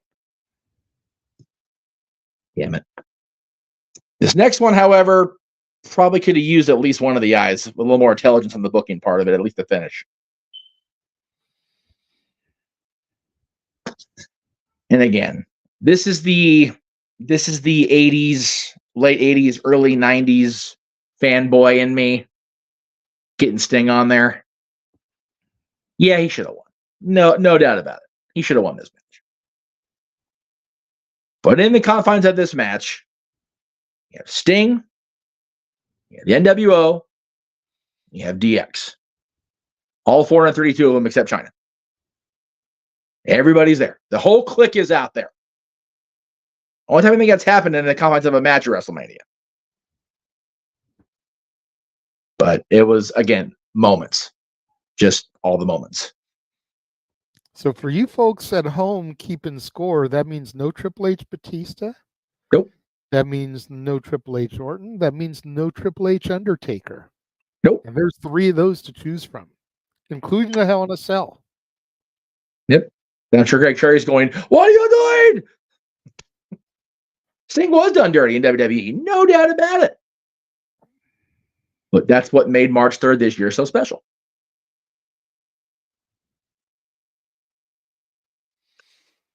And again, fantasy booking being what it being, we could be here for another 2.5 hours. Because Taker Sting definitely should have happened at that point. Easy down, Walter. Now, Josh, if you are watching, here is your moment. Man.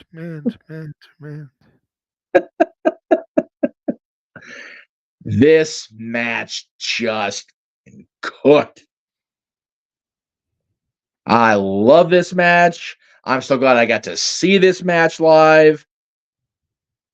Definitely the WrestleMania for Gunther, because he lost this year, obviously.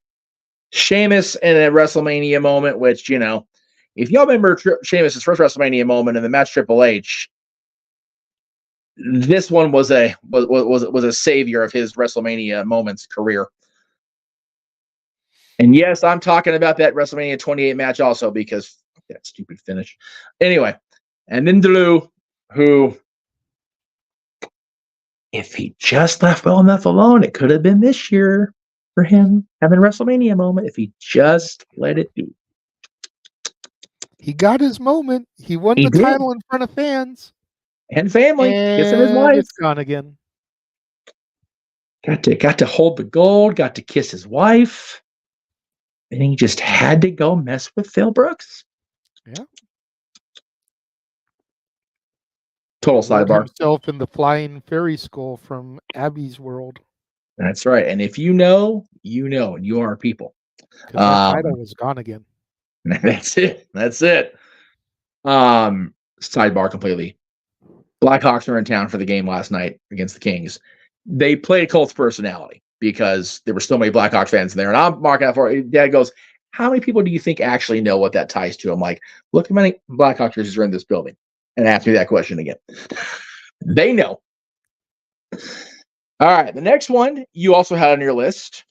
You actually had it as a main event. Wow. Oh, yeah. And again, so far down the card.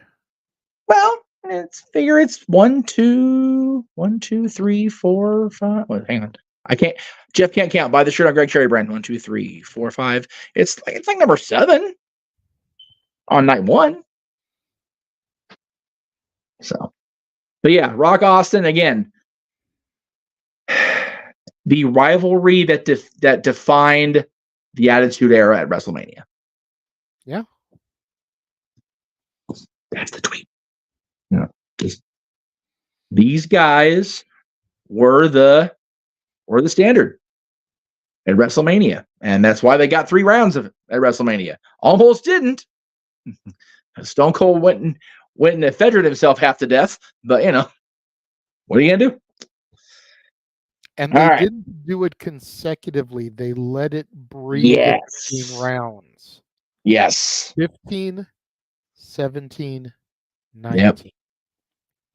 Not 25, 26, 27, 28. This long, drawn-out story. Yeah.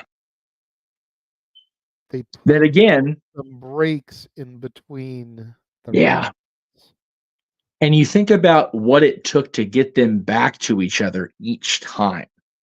Austin sat out WrestleMania 2000 with the neck surgery. Yeah, well, Rocky was in that McMahon in every corner 4-way match. I'm telling y'all, WrestleMania 2000. It's a case study on sanity. I'm fucking telling you. And then 18, you had freaking Austin versus Scott Hall while you had Rock and Hogan. So they were fighting the same fight. They were fighting the NWO. Yeah. They were just booked against the wrong people. I'm sorry. I will forever think I should have been Austin Hogan. And I know Austin didn't want to do it. And that's fine. But man. I think Rock Hogan was the right call. I think Austin and Hall was the wrong call. I don't remember what was going on with Kev. I think Austin and Nash would have been better than Austin and Hall. Yeah, I think Nash was still dealing with lingering, being banged up a little bit. But once Austin turned down Hogan, I was like, all right, well, let's go what we got. But yeah, anyway. And then Steve walking out of the company after that. And we got back to it, and we had him whoop a man's ass in Montreal. Well, and, I mean, again, I completely off topic here, but I always side and kind of understand why Austin walked out. It's like, how do you not have legitimate creative and direction for Stone Cold Steve Austin? And then when you do try to have creative, you want him to job in a qualifying match for the King of the Ring to Brock Lesnar. Yeah. Him and Brock and Lesnar should have been the finals of the King of the Ring, because you could have built this story of, can the Texas Rattlesnake reclaim the throne 6 years after he originally won it? Nope. Or is this new beast, Behemoth, truly the next big thing in the WWE? Yep. And you have Brock vanquish Austin in the finals. Yeah.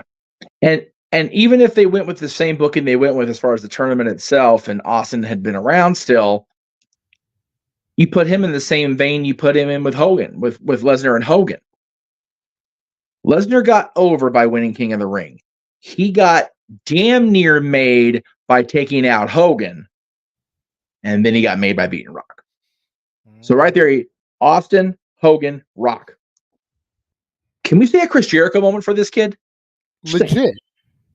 Bing, bing, bing. 3 in a row. Not the same night, because Jericho invented that shit. But beating those 3 guys consecutively like that, just saying. You talk about making him, he was already made as it was. But having Austin be the first casualty to fall, dude, printing money with that kid's face on at that point. All right. So I mentioned triple threats are heavy. Here we go again. But I wanted to get one of these guys on here definitely. And as much as you and I don't personally enjoy one of the other participants in this match, as far as his WWE stuff, how can I not have Brian's moment on my MegaMania? How can I not have that be a thing? And it was just so, even now I get misty-eyed thinking about it. Because this was our guy winning the championship at the event, beating a guy. Now, granted, he did beat Batista to win the title itself, but involved in there is a guy that you have long been on the hype wagon for in Randy Orton. You think about 10 years before, this week in history, 20 years ago, him and Cactus redefining Randy's career. You've been on that train ever since, man. And here we were. I've been down with Orton since day one-ish. Okay, so 2002. But yeah. I was down with him when he was still wearing those whatever kind of trunk tights they were, throwing up the O hand signal for Orton. Yeah.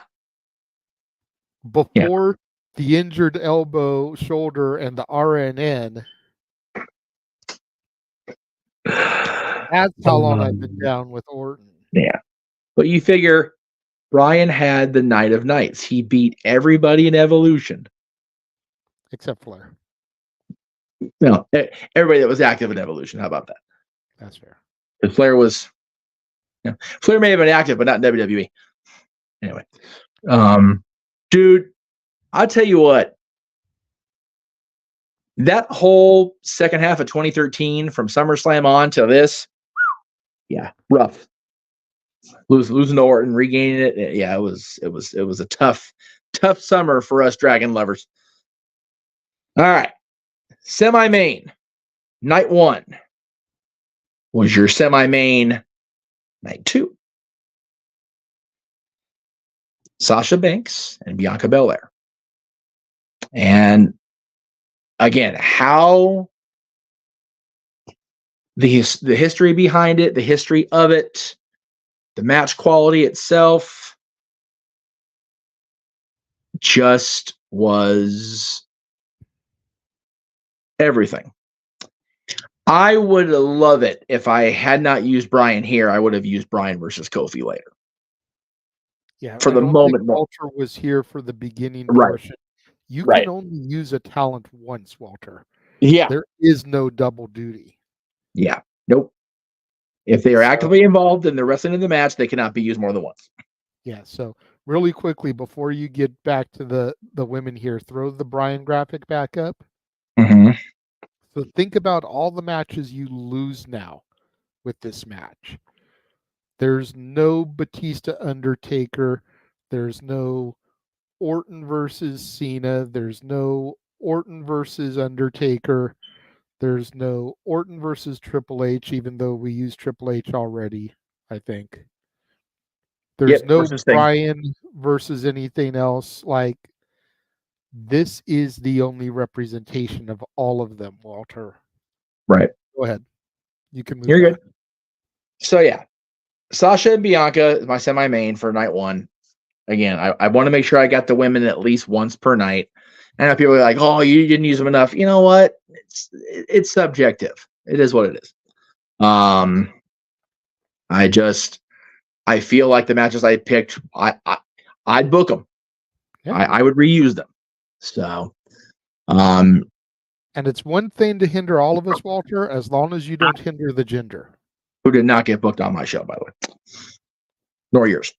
So, and no, Gronk tackle on his ass don't count because that was Andre Battle Royal, and I ain't gonna use one of those. Can he lose like 30 people and F that? No.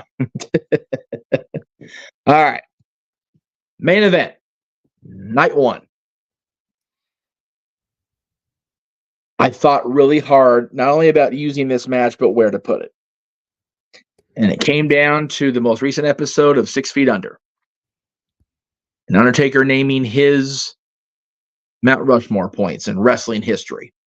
So my main event, night 1, Andre Hulk, WrestleMania 3. Wow. And I know that the match quality did not live up to NorCal standards.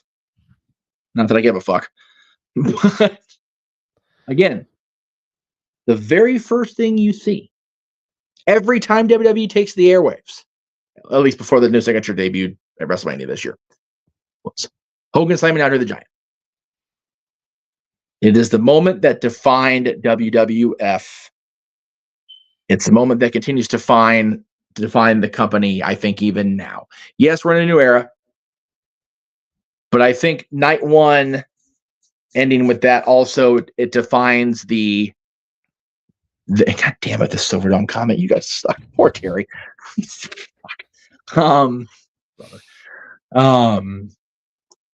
It defines the Vince era.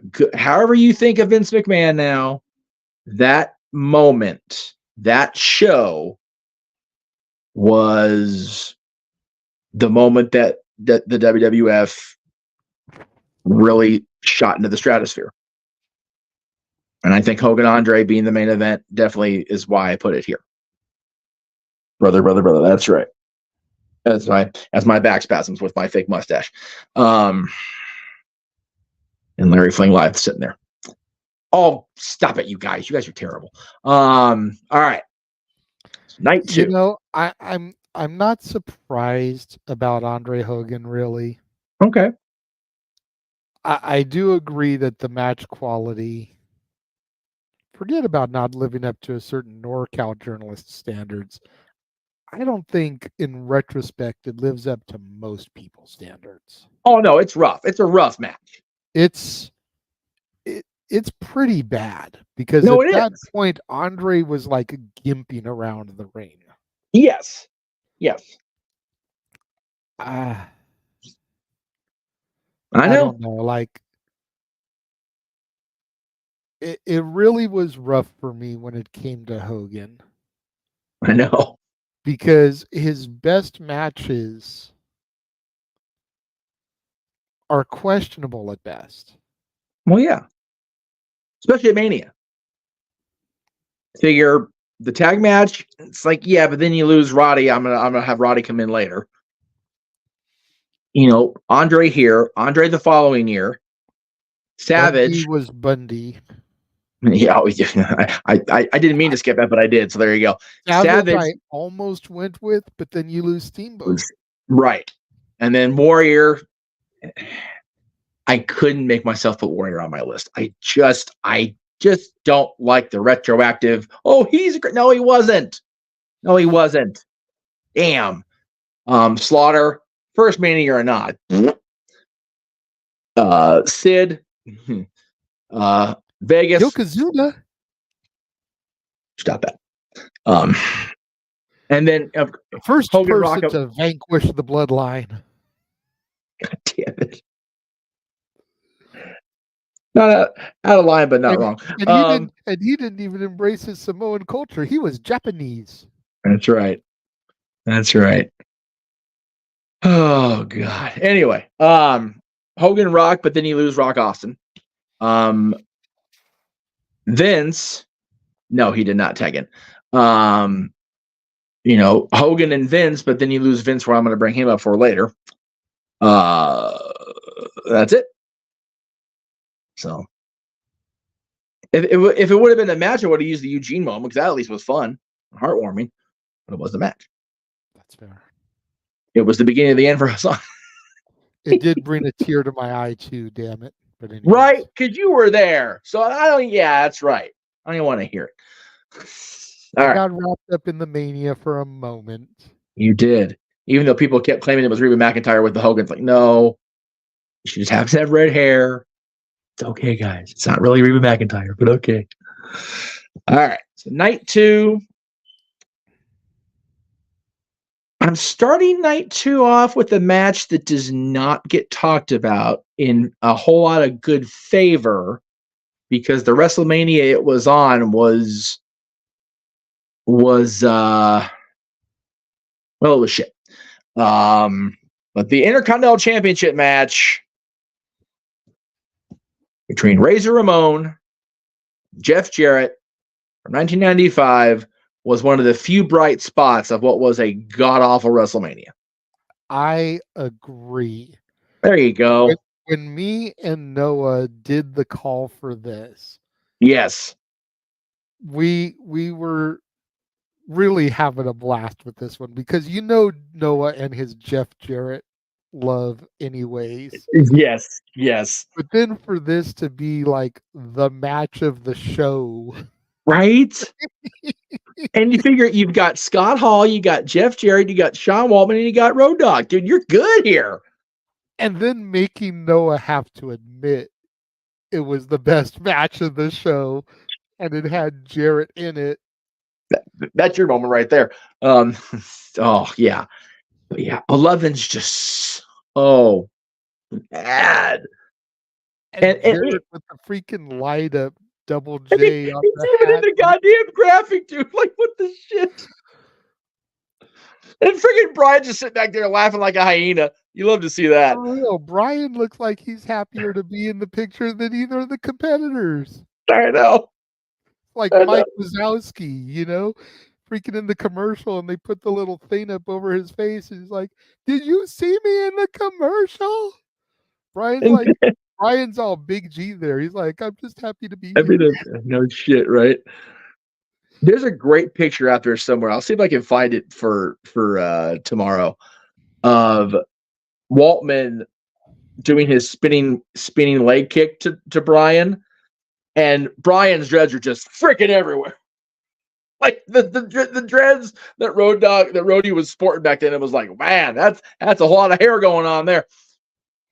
You must have tuned in real late, Walter, because I did have TLC on mine. Yep. And I contemplated Taker Edge. I really did, because I was there for it and it was a great moment. But it's not there. All right. Speaking of disturbances in the forest, when we get to the shows, we will be discussing some disturbances in the forest. Yes, yes. All right. Second match, night 2. I mentioned I had an image for it when you were worried about the Battle of the Billionaires. So let's just do the thing. The Usos against Steen Erico, the Wild Samoans. God damn it! Just call him Steen Erico. I know, Steen Erico. By God, it'll always be Steen. It's still real to me. Damn it. And yeah, that Brett Backlund match does not get mentioned again for reasons. But yeah, again, great match. Unbelievable moments. I don't think I've had properly dry eyes since this night. I'm still wiping away little tear crusties now, a year and a few days later, because it was just so epically told. As much as the Bloodline storyline has been about Roman and now Cody finishing his story, it's been about Sammy, and it's been about Kevin, and it's been about Jimmy and Jay. And yes, I did bawl like a muckerfucker. And when I got to the car to jump on the stream with the rest of these guys, I think I was wiping tears away from Inglewood at least halfway, if not all the way home. It was crazy. Absolutely crazy. I did not shed a tear that night. I probably should have. I came close. Yeah. No. Yep. But it did not happen. I think you were saving yours for night 2, and then it didn't happen. Until a year later. Hey. And it was beautiful. I was going to say, we won't bring that up. People that saw it. People that didn't see it can either go back and watch it on demand or not. It's fine too, but we won't bring it up yet. All right, Josh, here you go. Here you go, Josh. You ready, Josh? You ready, Josh? Here it comes. Ready? Oh, there it is. God damn it. Vince and Shane, WrestleMania 17. Okay, look. Just hear me out here. Okay. Now. God, they're going to hate me for this, but fuck it. I wanted to get Vince on here at some point. He's had some Mania moments. No doubt about it. But if I went with the McMahon Every Corner match from 2000, then you lose Rock, Hunter, Show, and Mick Foley. Which, again, I don't think I used them at any point, but even still. Well, no, I did use Hunter and Rock both. But then I thought, wait a minute. 17 has all 4 of them. 17 has Trish involved in a run-in, which I didn't use Trish at all on my list, so there's that. I know, I didn't have Trish. Sound the alarms. And it has Mick Foley in a role too. So that's why I use this match for the moments. And it was his best WrestleMania match. But you know what? I'm going to disagree with that. Hogan and Vince was, again, it was what it was. It was 2 people north of 50 gushing like idiots. Piper with his 4 or 5 artificial hip replacements at that point, doing a I would call it a run-in, but it was what it was. It was a saunter into the ring under a trench coat in. You know what? He still got there quicker than Iron Sheik at fucking Mania 17 in the gimmick battle royal. So Iron Sheik ain't even there yet. What are you talking about? And he's dead, so go figure. Well, it took so long getting to the ring, he passed away. That's it. He was so slow, he expired before he got to the middle of the ring in Houston. Poor bastard. God rest you, Sheeky baby. I apologize for that shit. Right? I'm going to hell for that one for sure. But yeah, roll in.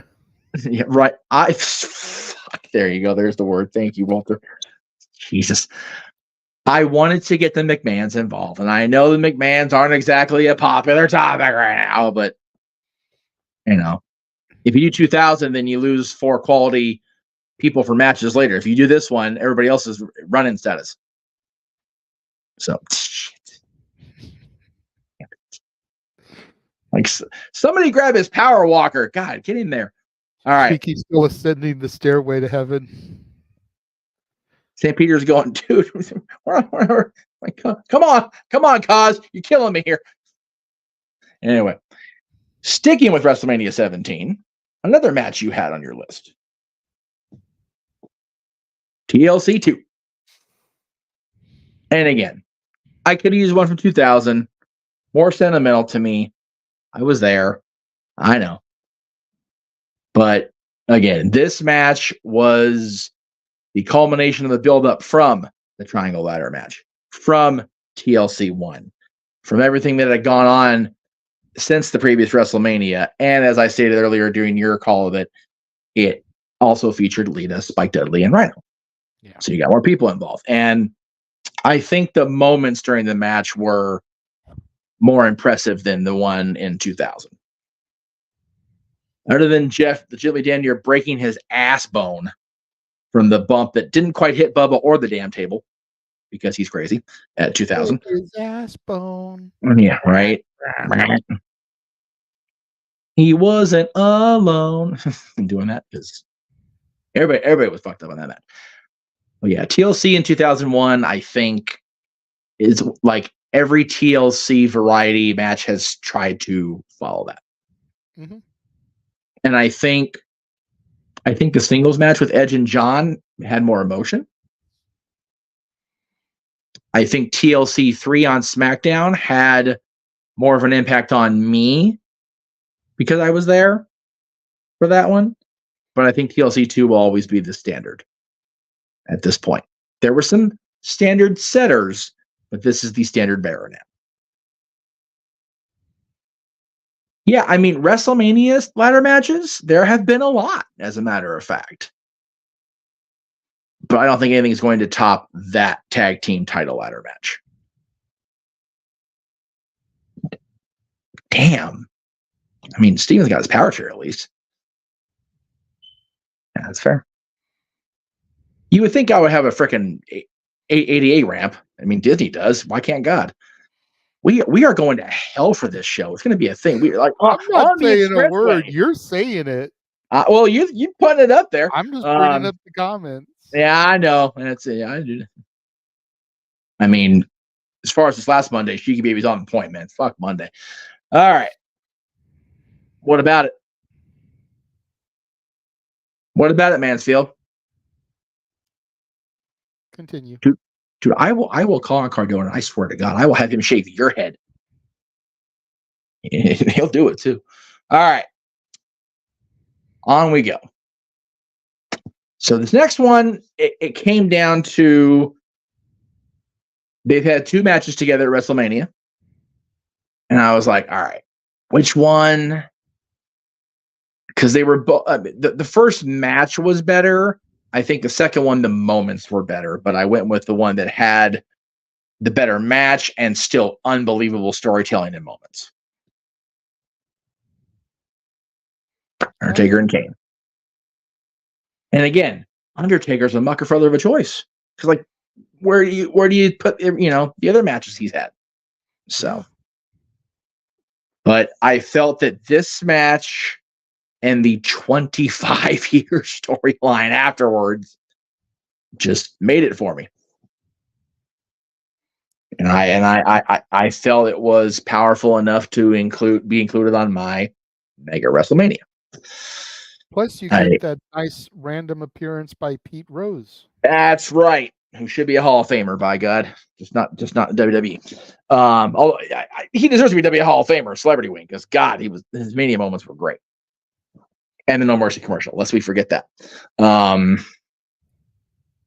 But yeah, it's if you go back in history, recency bias aside, when you're talking about the bloodline story now, the Undertaker Kane story is the greatest story WWE ever told. Yeah. When JJ talks about long-term storytelling, and he opens that book for reference. There's a giant picture of the Calloway family on the front of it. Because it's like their story's just epic. Yeah. And it really all started here. WrestleMania 14.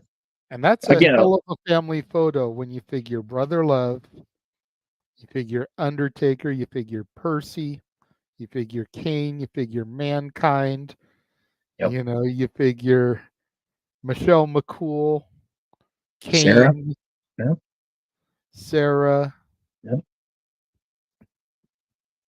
you really want to get in the balls deep of it, Heyman lurking in the shadows. Yeah. So with some diabolical grin over his face. As he should. Because he's crazy. The mad scientist is extreme. All right. So the next one's another one you and I share. Before we move on. Yes. We did get 2 super chats come in from Walter. Oh, okay. You know, one had to because of that bad dad joke.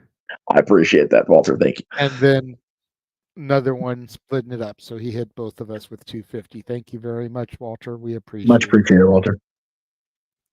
All right, continue. All right. Another Matt. I think it's the last one we share. Yeah, it is. But again, you think about the matches that one of them had at WrestleMania were good, but there is no touching this one for Randy Savage for me. Ricky Steamboat at WrestleMania 3. God, I mean,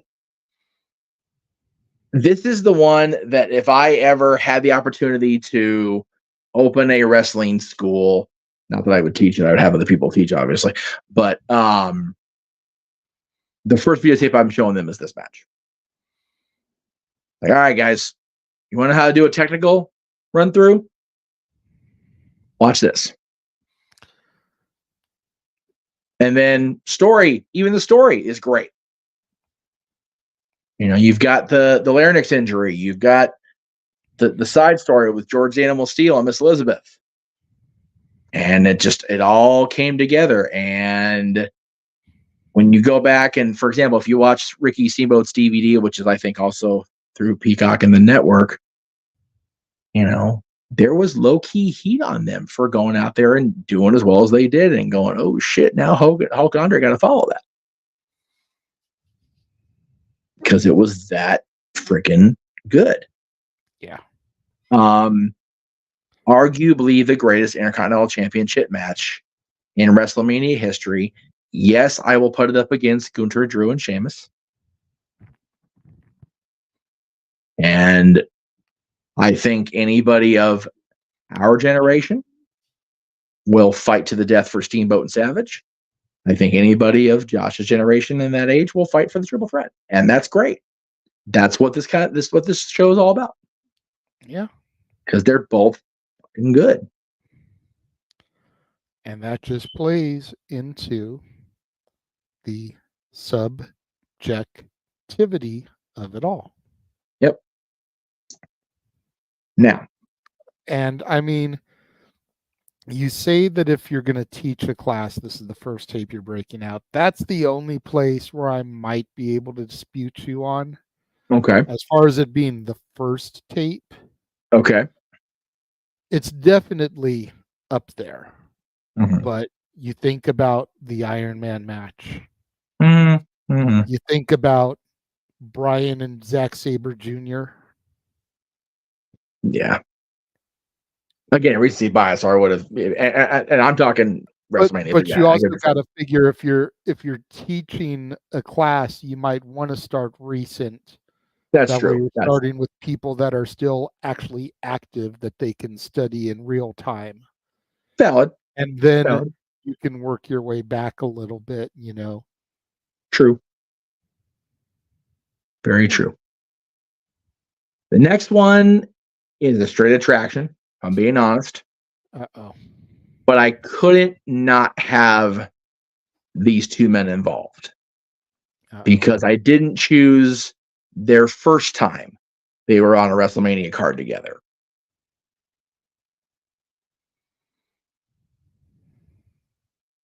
Roddy Piper Boxing with Mr. T. I wanted to put the WrestleMania 1 main event as one of my matches. I really did. But I couldn't make myself remove Hogan and Andre. So I was like, God, I gotta get Roddy on here so bad. Can't use. Even I didn't. I know, that's what I'm saying. It was like, I can't use him and Adrian, as fun as that was. Yeesh. You know, him and Bad News, you can't even watch it unless you have the DVD or the videotape of it now. Just saying. Can't use him and Brett. I do. Thankfully, I've got that 1 through 20 box set. Hard copies, kids. This is why you invest in physical media. Yep. I mean, if you're coming into the fandom right now and you're going back for historical reference, you have no idea this match even exists with Roddy and Bad News Brown from WrestleMania 6. It was that controversial then. It is more controversial now. And to think, in between that match airing and it being put on the Peacock, you had a movie with Robert Downey Jr. playing a dude disguised as another dude. That, while controversial, you can actually still watch on streaming platforms. Mm-hmm. I'll put it this way: if people at home that are wondering what we're talking about because they haven't seen the match, Roddy Piper and Bad News Brown is not on Peacock, like Song of the South isn't on Disney Plus. Yeah, it's basically the same thing.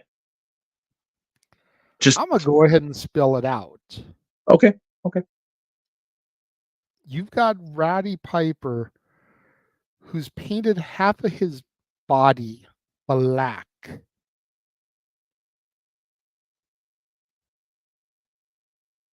Kind of promo. Yeah. I mean, he wrestles the same way, but yes, right. A promo where you start with normal Piper, and then he turns, and you get the black side of Piper, and then he turns, and you get the white side of Piper, and then he turns, and you get the black side of Piper, and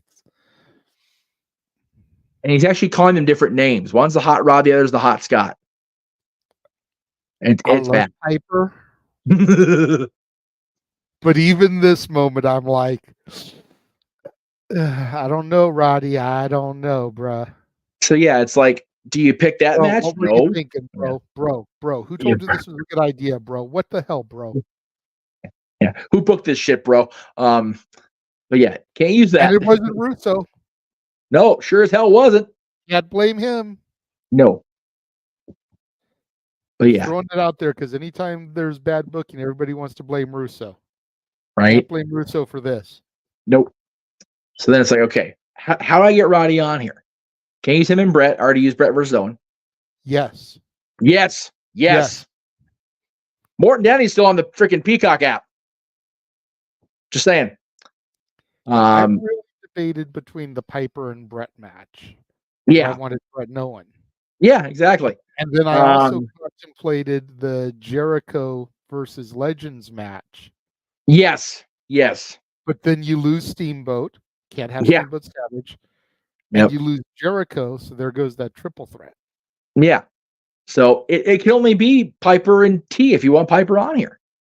Without using the main event from the first one. Speaking of people from yes. We do have another super chat. Oh. $10 super chat from Emmanuel. Thank you very much, Emmanuel. Says, like the movie Soul Man, that movie will be buried in the dust. I will say this about that movie. If he's referring to Song of the South, like I did. Well, no, like the movie Soul Man, that movie will be okay. I see what you mean. Song of the South is in entirety on YouTube, and he, I think, had a digital copy he sent me at one point. It's out there. I had a hard copy. Shoot, yeah, you got that. That's right. I encourage again, I don't condone bootlegging, but when I got my very first computer, which had a DVD burner, the first thing I did was found it on one of those illegal file sharing sites, downloaded it, and burned it so that I could have a hard copy of it to watch on my DVD player. Yep. And then my daughter's mom, your sister, loaned that to a person at her work of Islands, and it never came back. Yep, I remember that story. And then I ended up coming into another copy, magically falling into my backpack when I worked at Goodwill, and that is the copy that I own to this day. There you go. It came back to me. Yes. I encourage people, especially parents, to show their children that movie at least once and let them make their own decision about it. So again, that was way sideways, but whatever. We do have another super chat from Emmanuel because of course he likes to split it between us, which I appreciate. For the March Madness WrestleMania tournament request, whenever you feel ready to present it, please private message me, Emmanuel, on what the rules of the March Madness WrestleMania tournament are, and then not to postpone it or delay it. But it just seems like it would be better suited to do next March during March Madness as we roll into WrestleMania. There you go. Doing a March Madness / WrestleMania topic in May, June, July just seems kind of out of place. Yeah. But we will definitely do it. We will definitely, work on it and keep it on the back burner. Once we start plugging things in for next year, we will make sure that is booked for one of the DADS in Friday in March. So, but just make sure you message me the rules of it so that we've got plenty of time to work on it and make it one of the best shows we can do. Absolutely. Lead time on that would be awesome because there's so many possibilities that you could go with on that. And that's why I didn't use anything from 40 or even 39. That's valid. Digest it. No, I got you. No, I know. I was just replying to his comment there. Yeah. So. Yes. Yes. All good old LimeWire. Yes. Walter knows what's up. Yes. Oh, yes. LimeWire killing old computer bandwidth since 19. Anyway. All right. It was the Wish version of Napster. Yes. And if you know, you know, folks. All right. So third to last, I should say, is one that's on here for a variety of reasons. It's personal to me. It's personal to my dad because he was there with me. It's personal to everybody that can allow themselves to not think about the future after this match and go, it doesn't mean as much, but it does. And it always will. Because at the end of the day, it was his last official WWE match. Ric Flair, Shawn Michaels, Orlando, WrestleMania 24. I'm hard pressed to find a better story for a match that didn't involve a championship. If I'm being honest, it is, and I'm going to sound very harsh here, but if Nate could just stop Nagin, it's a beautiful ending. It is, man. It's so perfect. And you know what? I'll even throw Shawn a little shade too, because he had the same type of thing 2 years later. If Shawn could just stop breaking people's hearts and coming back, even if it was only once, was it really worth coming back for that one, Shawn? That match in Saudi was what it was, brother, if we're going to be real. Now, granted, Flair did a lot more to poop on the parade here. But in the moment of the weekend, you figure the Hall of Fame speech that finally started once Dwayne stopped talking. What are you talking about? He's still on stage right now. I know. My ass is still there. I know. Sheik is still coming down the ramp. Dwayne is still talking, and those fans are still stuck on the Metro waiting on the trains in Jersey. Yeah, I know. WrestleMania just does not lead to short nights, folks. It just doesn't happen. I mean, I'm predictable. I'm an old sentimental man. Phil, what can I say? WrestleMania lead to short nights, but at least it's only 2 nights out of 365. Unlike Tony Khan, who does not give us a short night, and that's every fucking pay-per-view he gives us. Now, granted, talent delivers on 8-day pay-per-views. They always do. But they could be booked a little more relaxed. All right. So yeah, Michaels and Flair. I don't even need to really say anything. I think at this point, all these years later, I really don't. 16 years later, it's no, you really don't. I mean, again, I seriously contemplated this. Yeah. For my Shawn match. Yeah. But Shawn Undertaker, you know. Yeah. I mean? Yeah. I mean, if I had done this, I could have done Taker Kane also. Yeah, no, exactly. Or I could have done, any other Taker match, but yep. That's what makes this list so hard. It is. And I hope as people are watching this, they really understand what we had to go through to do this. Yeah. Because it was tough.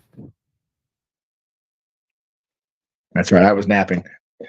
That's why it happened, because I took a nap and they booked that shit. Yeah, I wish I had not gone back and watched Flair's matches later. I wish I just let it be. Even covering the Flair's last match like we did. Yes, I would rather not have that moment. That entirety of a show was solid. I know it was, and I don't regret doing that, because it was a great show and another good moment. You just regret Flair's match in general. Yeah, because take that match off the show, and it's just have it be a Crockett comeback, and I'm good. Honest to God. But then there's not emotion during the rest of the matches, I guess, because the emotion of the tag match was so visceral. All right. Semi-main. Placing the ladies where they belong. Matter of fact, this match was the semi-main event of the WrestleMania this match is from. Night 1, anyway. Charlotte Rhea. And I like to thank WWE for correcting this graphic and not having Charlotte look so much like freaking Cher post-surgery, like they did the first graphic. Good Lord Almighty. Rough. Yeah. That first comment. Graphic, when they put it out there, that where she's facing forward and not like, just yeesh. But that's how I feel when I see her on my screen. Anyway. I know it. I know you were trying to hold it in. I appreciate it. But I'll put it this way: I showed the end of this match to somebody on Wednesday night at the club I go to on Wednesday nights, because of how emotional it was and how good the match was, and Rhea's expressions when she hits the riptide off the rope, and then when she gets the Duke and wins the title. It's just, I don't know if it's the best women's match in WrestleMania history, but it's one of the best stories told within a women's match in WrestleMania history. One of. But yeah, people are going to be tweeting me all day. No Trish and Nikki? Nope. Just these matches are what I would book. That surprises me. Yeah. All right. And the fact that a man who worked so closely with a guy who promoted a women's independent ladies division. Yep. Only has 2 women's matches out of 20. Yeah. I'm old school, man. The ever-living shit out of me. I know. I thought for sure you would at least have one more. Yeah. I thought one. Yeah, I really like Trish and Mickey was so on the bubble, it damn near popped the bubble. It really did. Because it's so It's so good, but just My whole thought process was 2 per night.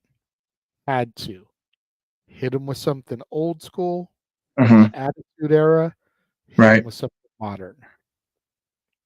Valid. Represent, because prior to wasn't really a whole lot to choose from for a reason. No. And as we've discussed, those matches not exactly the greatest in quality. No. The only one you could really maybe put up a fight for is that Wendy Richter Leilani Kai match, and that's just because of what most of your list is, the moment. Yes. The mania. The fact that it was the originator. Exactly. But you can't really put that fight up for any of the other ones probably before you really get to like 17, 18. Yeah, no, exactly. And even then, 17, God, this week is so hard because it's the anniversary of Joni's passing, and I hate this week with all my being. I know. But that match was just not. I mean, the story's great, but the match is just. I mean, we could have had Tori and Stacy versus the Miller Lite Catfight Girls. I done said what I said. I'm moving on from that now. God damn. 19 was loaded, and then there was that shit. Good grief. And what's so bad about 19 is they had that, and then the women's championship match is more remembered for the wardrobe issues than it is for the match, which is ridiculous, but that's the way it played out. What are you gonna do? Oh, Arlene's not gonna like my number one. It's okay.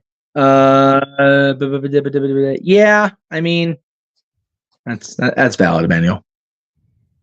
That's valid. Yeah. All right, so go ahead and give us your main event. And again, it's going to be recency bias for a lot of people, but I just feel like if it had happened last year, it wouldn't be as big an argument.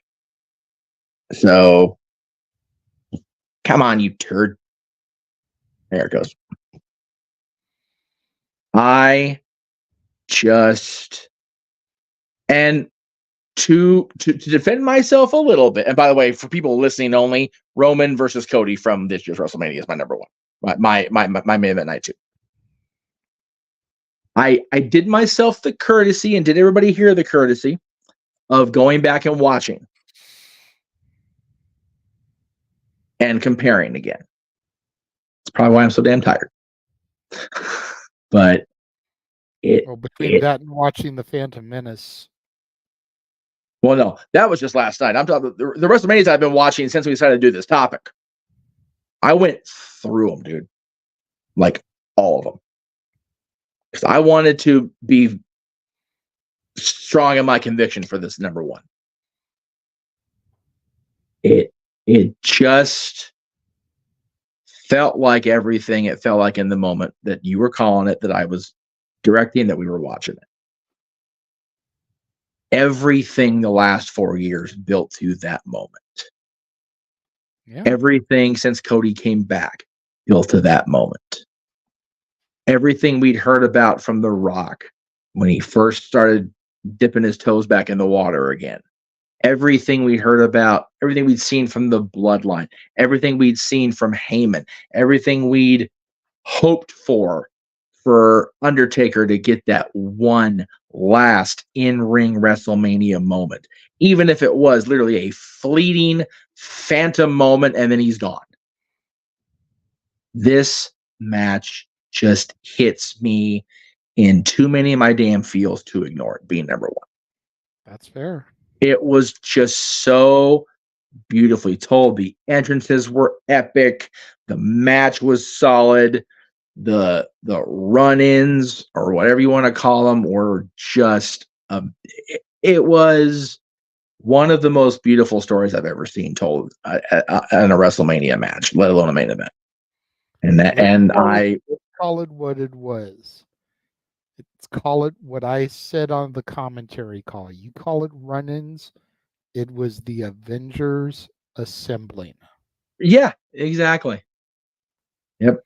The only thing that we didn't hear was Triple H over the PA going, Cody, on your left, Right. before Right. they all started to come out. Yep. Yeah. Like, legit. That's the only thing we were missing, but it was the Avengers assembling. Yes. And I can't get all the imagery out of my head even now, almost 2 weeks later. It just is so special for so many reasons. And I think it will hold up in the retroactive, looking back 6 months from now, a year from now, 5 years, 10 years from now, when we hit WrestleMania 50. I really think it'll hold up.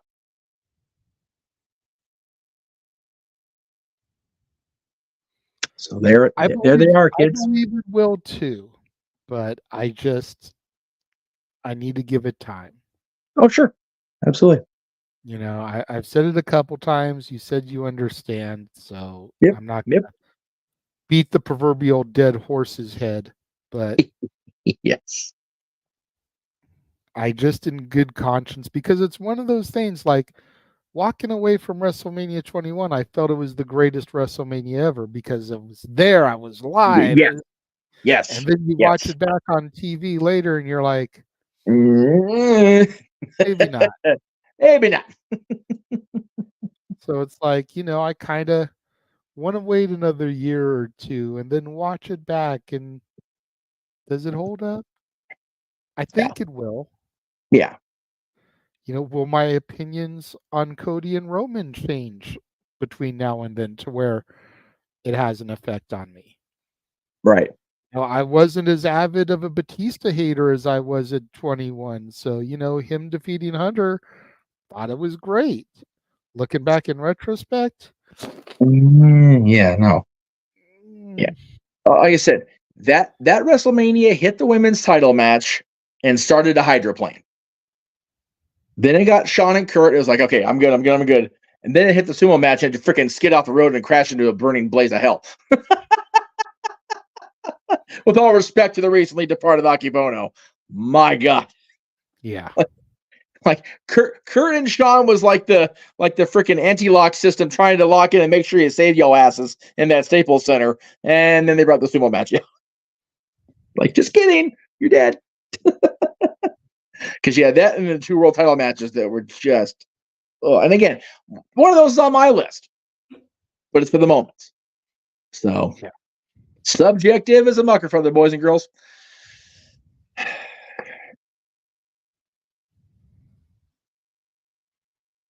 Right. Yes. You know, it's funny. I went to the Kings game on Monday that we should have won, and we lost to Minnesota. Oh, my God. The guy walking down the corridor, levels above, hoodie on.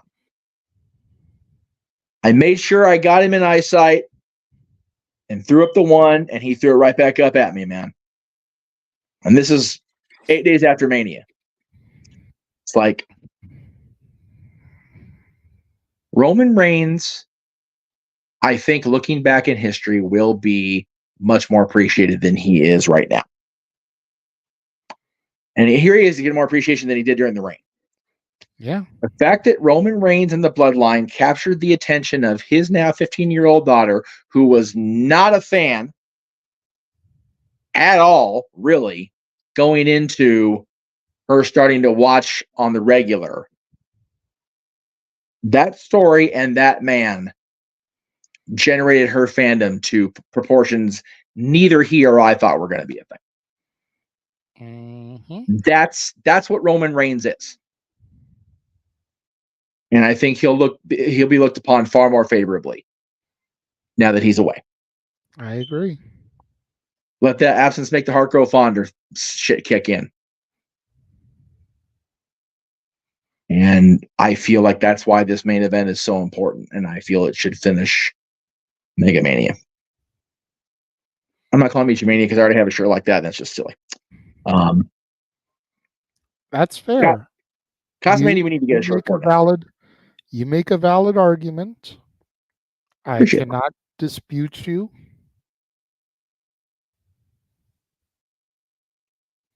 But it's a cool topic, and I'm glad we set ourselves on it. And I'm very curious because Josh said he was going to put his own card together. I would love for the people watching, and there's 63 of you watching right now. We were up to 70 at one point, or over 70 at one point.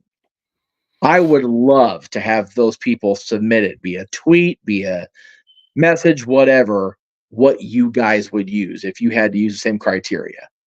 Mm-hmm. I'd love to see what you guys go with. I think that would just be awesome, personally. Yeah, and remember, you can only use somebody once. Yes. So don't give me, night 2 and have it be Shawn Michaels' greatest hit. Yeah, no. Or the entirety of the Undertaker streak. You can't. Yeah, no. Do that. Nope. Except for maybe Giant Gonzalez and Jimmy Snuka. I mean, who wants to sit through those on purpose? Snuka because it's the first one, maybe, but other than that, yeah, no. Yes. Yeah, Josh, I come back the night of NXT Break-In Night 2. TikTok, Emma, for TikTok, brother. On the note of Spring Break-In, I feel like we have some shills we need to get. We do indeed. So let's start it off with what is happening just later today itself, JJ. Yes.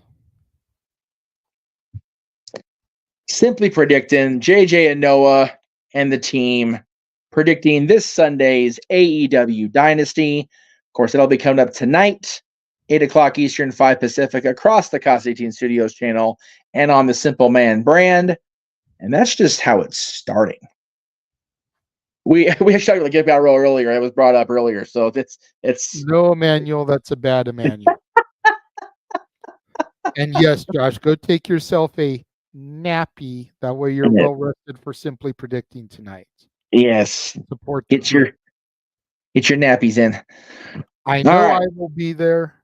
I know Noah will be moderating. James is supposed to be there for simply predicting, because he hasn't been up with the current television product. So he wants to be there so that he knows what matches are going to be on the show. Since he's doing the call. It's going to be doing the call, exactly. Beautiful.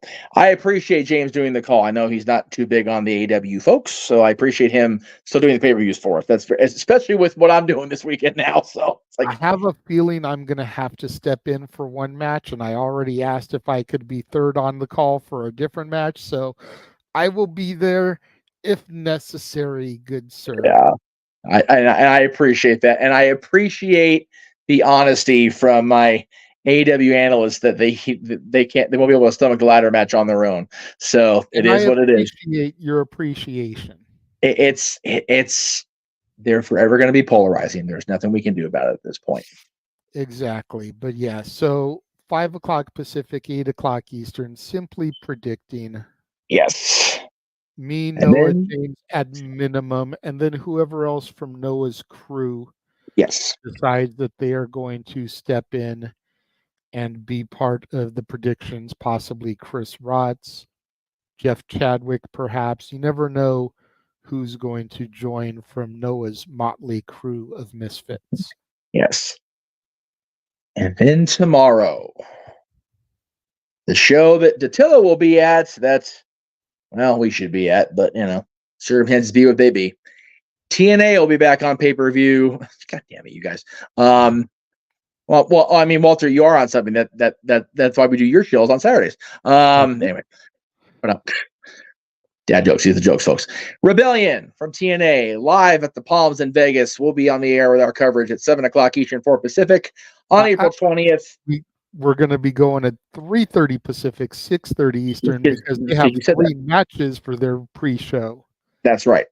So tomorrow, April 20th, you've got 50 minutes. Hang on. Yeah, 50 minutes, 50, to get your toke ready. That's right. Because damn it, somebody should be doing it if I'm not. And then, not of course, doing it. I'm going to have to be on color commentary for that night. So. Yeah, no, that's valid. That's right, because the tales will be live and in public, if you will. And then, of course, open mic night.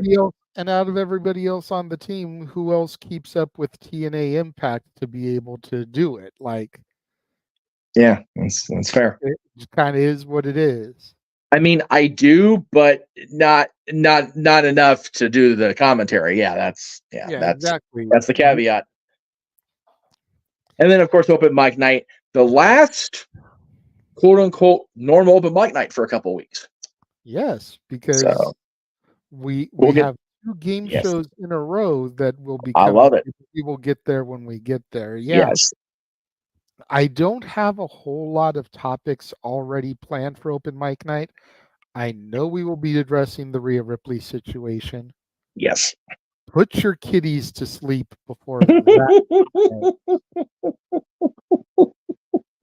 I know it's not all going to be negative, as we will. You can take the graphic down. Okay, sorry. As we will be discussing the happy news that came out after Dynamite, and to think and put the words happy and Dynamite in the same sentence these last few weeks, that right there is newsworthy. Right? No kidding. We'll be discussing the happy news that came out of Dynamite, and I'm sure we'll be discussing other stuff as well. So, well, yeah, because between we'll see what Dynamite, SmackDown tonight, we'll see what happens with Rebellion, and if there's anything newsworthy to be discussed tomorrow. Viewer discretion is advised, but will be completely fucking ignored. As we do. As it usually is. Yes. Now, this graphic I know is up to date because I updated it right before I put it in here. Sundays, 6 p.m. Eastern, 3 p.m. Pacific, we'll be on with our coverage leading into the 0 hour. It's really a 090 of AEW Dynasty because we just have to have 12 matches on a Sunday. So thank you for that, Tony. Shit. But yeah, the team will be there doing their thing. I will be getting ready to, or will be in the air at that point, heading for Arizona because, I'm a glutton for punishment. But yeah, that'll be Sunday. Of course, Meech's Musings. Of course, Nova Wrestling. Make sure that you go and stand on the corner in Winslow. If I see, I don't know. I'm not sure where. I'm flying into Phoenix. I just don't know where we're going to be driving, but I would love to go to that corner. I've never been in that corner. I've never been in Arizona for more than a few minutes because, going with Clay to go see the Garcia twins or whatever. I've never actually stayed in Arizona for a length of time, but I will try to get to Winslow. And if you know, you know. If you don't, I was going to say, if you guys don't know what I'm talking about, then you really need to take it easy. Exactly. And go on spring breaking while you do, because Tuesday this week, Tuesday next week, the 23rd and the 30th. Let me get rid of that banner. I can't see our freaking times here. Where is it? There it is. There we go. Tuesday, April 23rd and 30th at 8 o'clock Eastern, 5 Pacific, we will be on with our coverage of NXT Spring Break-In. So much good stuff already announced for the first night. I'm sure they'll announce plenty for the second night. They're having a contract signing on the first night for an underground match on the second night, which anything underground is like, God, here we go again. But it just had Natalia involved, so I'm here for it. Hey, the couple of underground matches that I have seen on NXT have been really good. That's true. That's true. So I am looking forward to Natalia versus Lola Vice underground match. It's really going to be put up and shut up for Lola at this point. Oh, no, it is. It is. This is her moment, man. Exactly. We've got 2 title matches on the show. Women's triple threat. Roxanne defending against the former champ, Lyra Valkyria, and her former sidekick, Tatum Paxley. Yeah. We've got Ilya Dragunov defending his championship against Trick Williams. We've got 6-man tag action, the No Quarter Catch crew taking on the D'Angelo family. So much more. Gonna be a great event. Yes, looking forward to it. $5 super chat from Eddie Burton. No message, so thank you very much for that. Then you mentioned there's 2 game show nights back to back coming up across the multiverse of media for open mic night. Next Saturday, the 27th, we will have the return of Match Game, and it's going to be, again, the classic game show you've come to know and love, especially the way we do it, because it's a little batshit crazy. But looking forward to having the panelists, looking forward to having Greg come back and defend his game show night title against Emmanuel. Looking forward to being on the panel for that. I had a lot of fun the last time. Yes. Sitting up there, coming up with answers. I've got my dry erase board. Yep. To use for my answers and everything. Yep. It's going to be awesome. Should be a blast. We're going to get the panelists booked here in the next couple of days, so we'll get everybody's announcement about that when we have it. Now, 2 weeks from today, Friday, May 3rd, would normally be the next episode of DADS because we go every other week. However, we've got a kind of content as it is. May 3rd, we've got Under Siege for TNA. The graphic in there for, by the way. I forgot to put it in there. But then May 4th, Jesus. Hold on. I got your back. Okay, fine. May 3rd, TNA Under Siege. Let's give TNA their props. Fair enough. They're doing better in a lot of areas than, the curly-haired wonder. So That's fair. That's valid. But we will be on the air. 2 weeks from Rebellion. 13 days later, to be exact. That's crazy. They're doing that. Yeah, it's bonkers. I don't have a start time on that because the Friday shows kind of go back and forth, but probably around 7-8 o'clock Eastern. So I'm pretty sure it'll be standard pay-per-view time. So we'll probably be going on the air 4 o'clock Pacific, 7 Eastern, possibly a little bit earlier if we do find out about some countdown matches that we need to be there for. So because we have so much content the next day on May 4th, which we'll get to momentarily, our normal episode of DADS will be pushed back 1 week. And there is a valid reason for that pushback being 1 week that we will get into when we are going to promote it, which we're going to go hard and heavy on the promotion after this weekend when we try to get the watch along title. Like, good grief. However, May 4th, if you're not a Star Wars fan, you have no idea what's about to unfold. So bear with us, kids. Of course, May 4th is Backlash, France. Yeah. We're going to have our coverage of that beginning at noon Eastern, 9 a.m. Pacific, followed immediately after our coverage of yours truly, good old JM, hosting the No DQ recap immediately following our stream because Aaron and the team will be attending Virtue's wedding in Ohio. So everybody's going to be gone as far as in that area of the country. So I have been tasked with hosting No DQ's recap. Then later in the afternoon, we're going to hit you, and we're going to hit you hard and hit you fast with a what? I'm just laughing because I'm enjoying all this content that day. It's going to be right. I know, it's crazy. So then a DADS retro double feature. May the 4th be with you. Yeah, May the 4th be with all of us that day. My goodness. It's the episode that brought us back to the air after so many years, back in 2020, where we ranked the 11 released Star Wars movies at the time, followed immediately at 9 p.m. So that shows at 8 p.m. Eastern, 5 Pacific, followed immediately at 9 p.m. Eastern, 6 p.m. Pacific with our show we did last year on the Star Wars Day, top 10 characters from the Star Wars universe in a galaxy far, far away. And then open mic night trivia game night.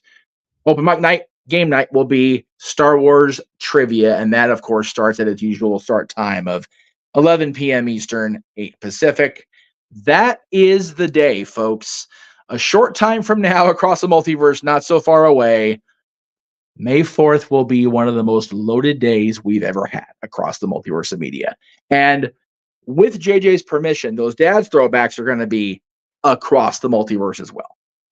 Yeah, absolutely. So get some eyes to the product, eyes to the channel that may not know about the DADS by putting it out there on James's channel, putting it out there on Noah's channel. Yes. I'm all about that, dude. I am so looking forward to the Star Wars trivia. I know you know I'm talking to the people, so don't give me that I know. Gotcha. Looking forward to all that. It's basically going to be our take of Jeopardy. Yes. And I am the one writing the questions. Yes, he out of is. everybody in the circle, I am the biggest Star Wars fan. We're going to do this straight up like Jeopardy, 6 categories per round, $100 through $500 increments for the first round, $200 to $1,000 increments for the second round. Final Jeopardy question. All answers must be phrased in the form of the question. And not only am I writing the questions, I will be your host. There you go. It will be Renegade Trebek hosting that day. So that's right. Looking forward to all that because it'll be my first time not being a contestant, not being a panelist, but actually being the host of the game. That's it. So and I am dusting off the Johnny Gilbert's voice. Good time. A splendid time will be guaranteed for all as Pop pops into the chat here. Yeah, we appreciate catch up demand, Jerry. We know we went a little early today. Just a smidge. I'm actually glad you mentioned. I'm glad you brought. Damn it, you guys suck. I'm glad you brought up Jerry's comment because I did want to briefly before we sign off for the day, acknowledge my dad. Really quickly. Last night was our last regular season game in our season seats of 25 years. They are doing renovations over the summer.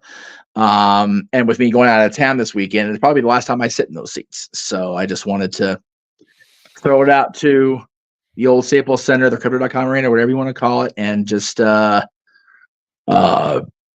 say it's been a interesting last couple seasons. But I'm gonna. It's gonna be interesting when I go back because I'm probably gonna, unless we make it past the first round of the Stanley Cup playoffs, I'm probably gonna miss those seats, going forward. I also wanted to thank our buddy, friend of the channel, Adam Contras, and his filmmaking for unintentionally getting me on television last night. well, at least my shirt anyway. So that was me. The one on the left is at me just messing with Adam as he was videotaping the game and the warm-ups in virtual reality. Yes, that may be a thing on Bally Sports West in time. We'll see. And then, as you can see, when they threw to Daryl for the warm-ups coverage, there's Adam and his camera. There's most of me, my watch and my logo and my phone made it. But yeah, it's of course my last Kings game in the seats. I get a little bit of TV love. So thank you to everybody at the arena. It's like I said, having a tough time, if I'm being honest. I'm trying to, but yeah. I just saw your dad's coming out. I'm gonna mention my dad real quick. Yeah. So thank you to everybody who watched today. Like I said, we stayed in the high numbers all morning. Considering how early we were on, I appreciate you guys tuning in. I know it was an off time, so thank you for being that loyal that you actually watched our show today. And we have the belief that we're going to have some pretty cool stuff coming up here this weekend with the double watch-alongs, and then next weekend with Match Game, and then we get into Star Wars Day. Jesus, bananas. Bananas indeed. BANANAS. Yes.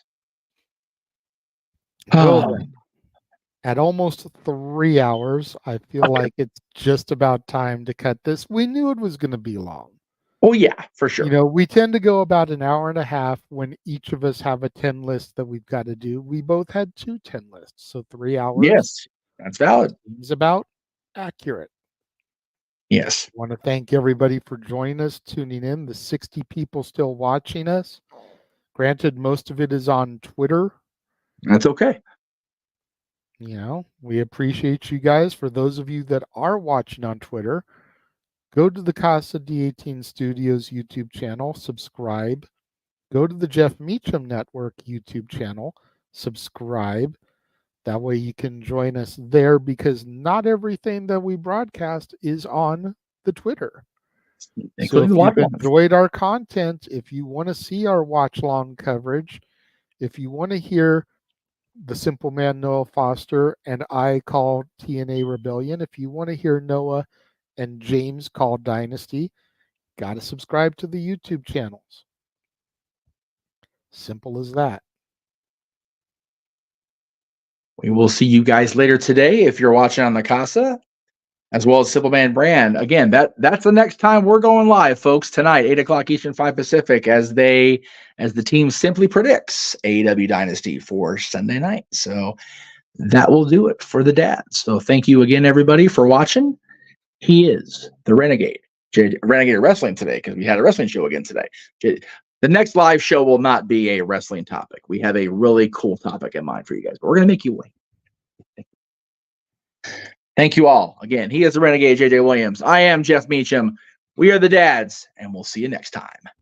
The Jeff Meacham Network's Multiverse of Media. For over 15 years. What the hell? Why did they cut off? Don't know. I don't either. Anyway, for over 15 years, you've been watching me, so I appreciate the hell out of you for doing that. But anyway, we're done. We're off the air. Bye. The freaking machine is tired. It wants to be done. I don't blame it. He's tired.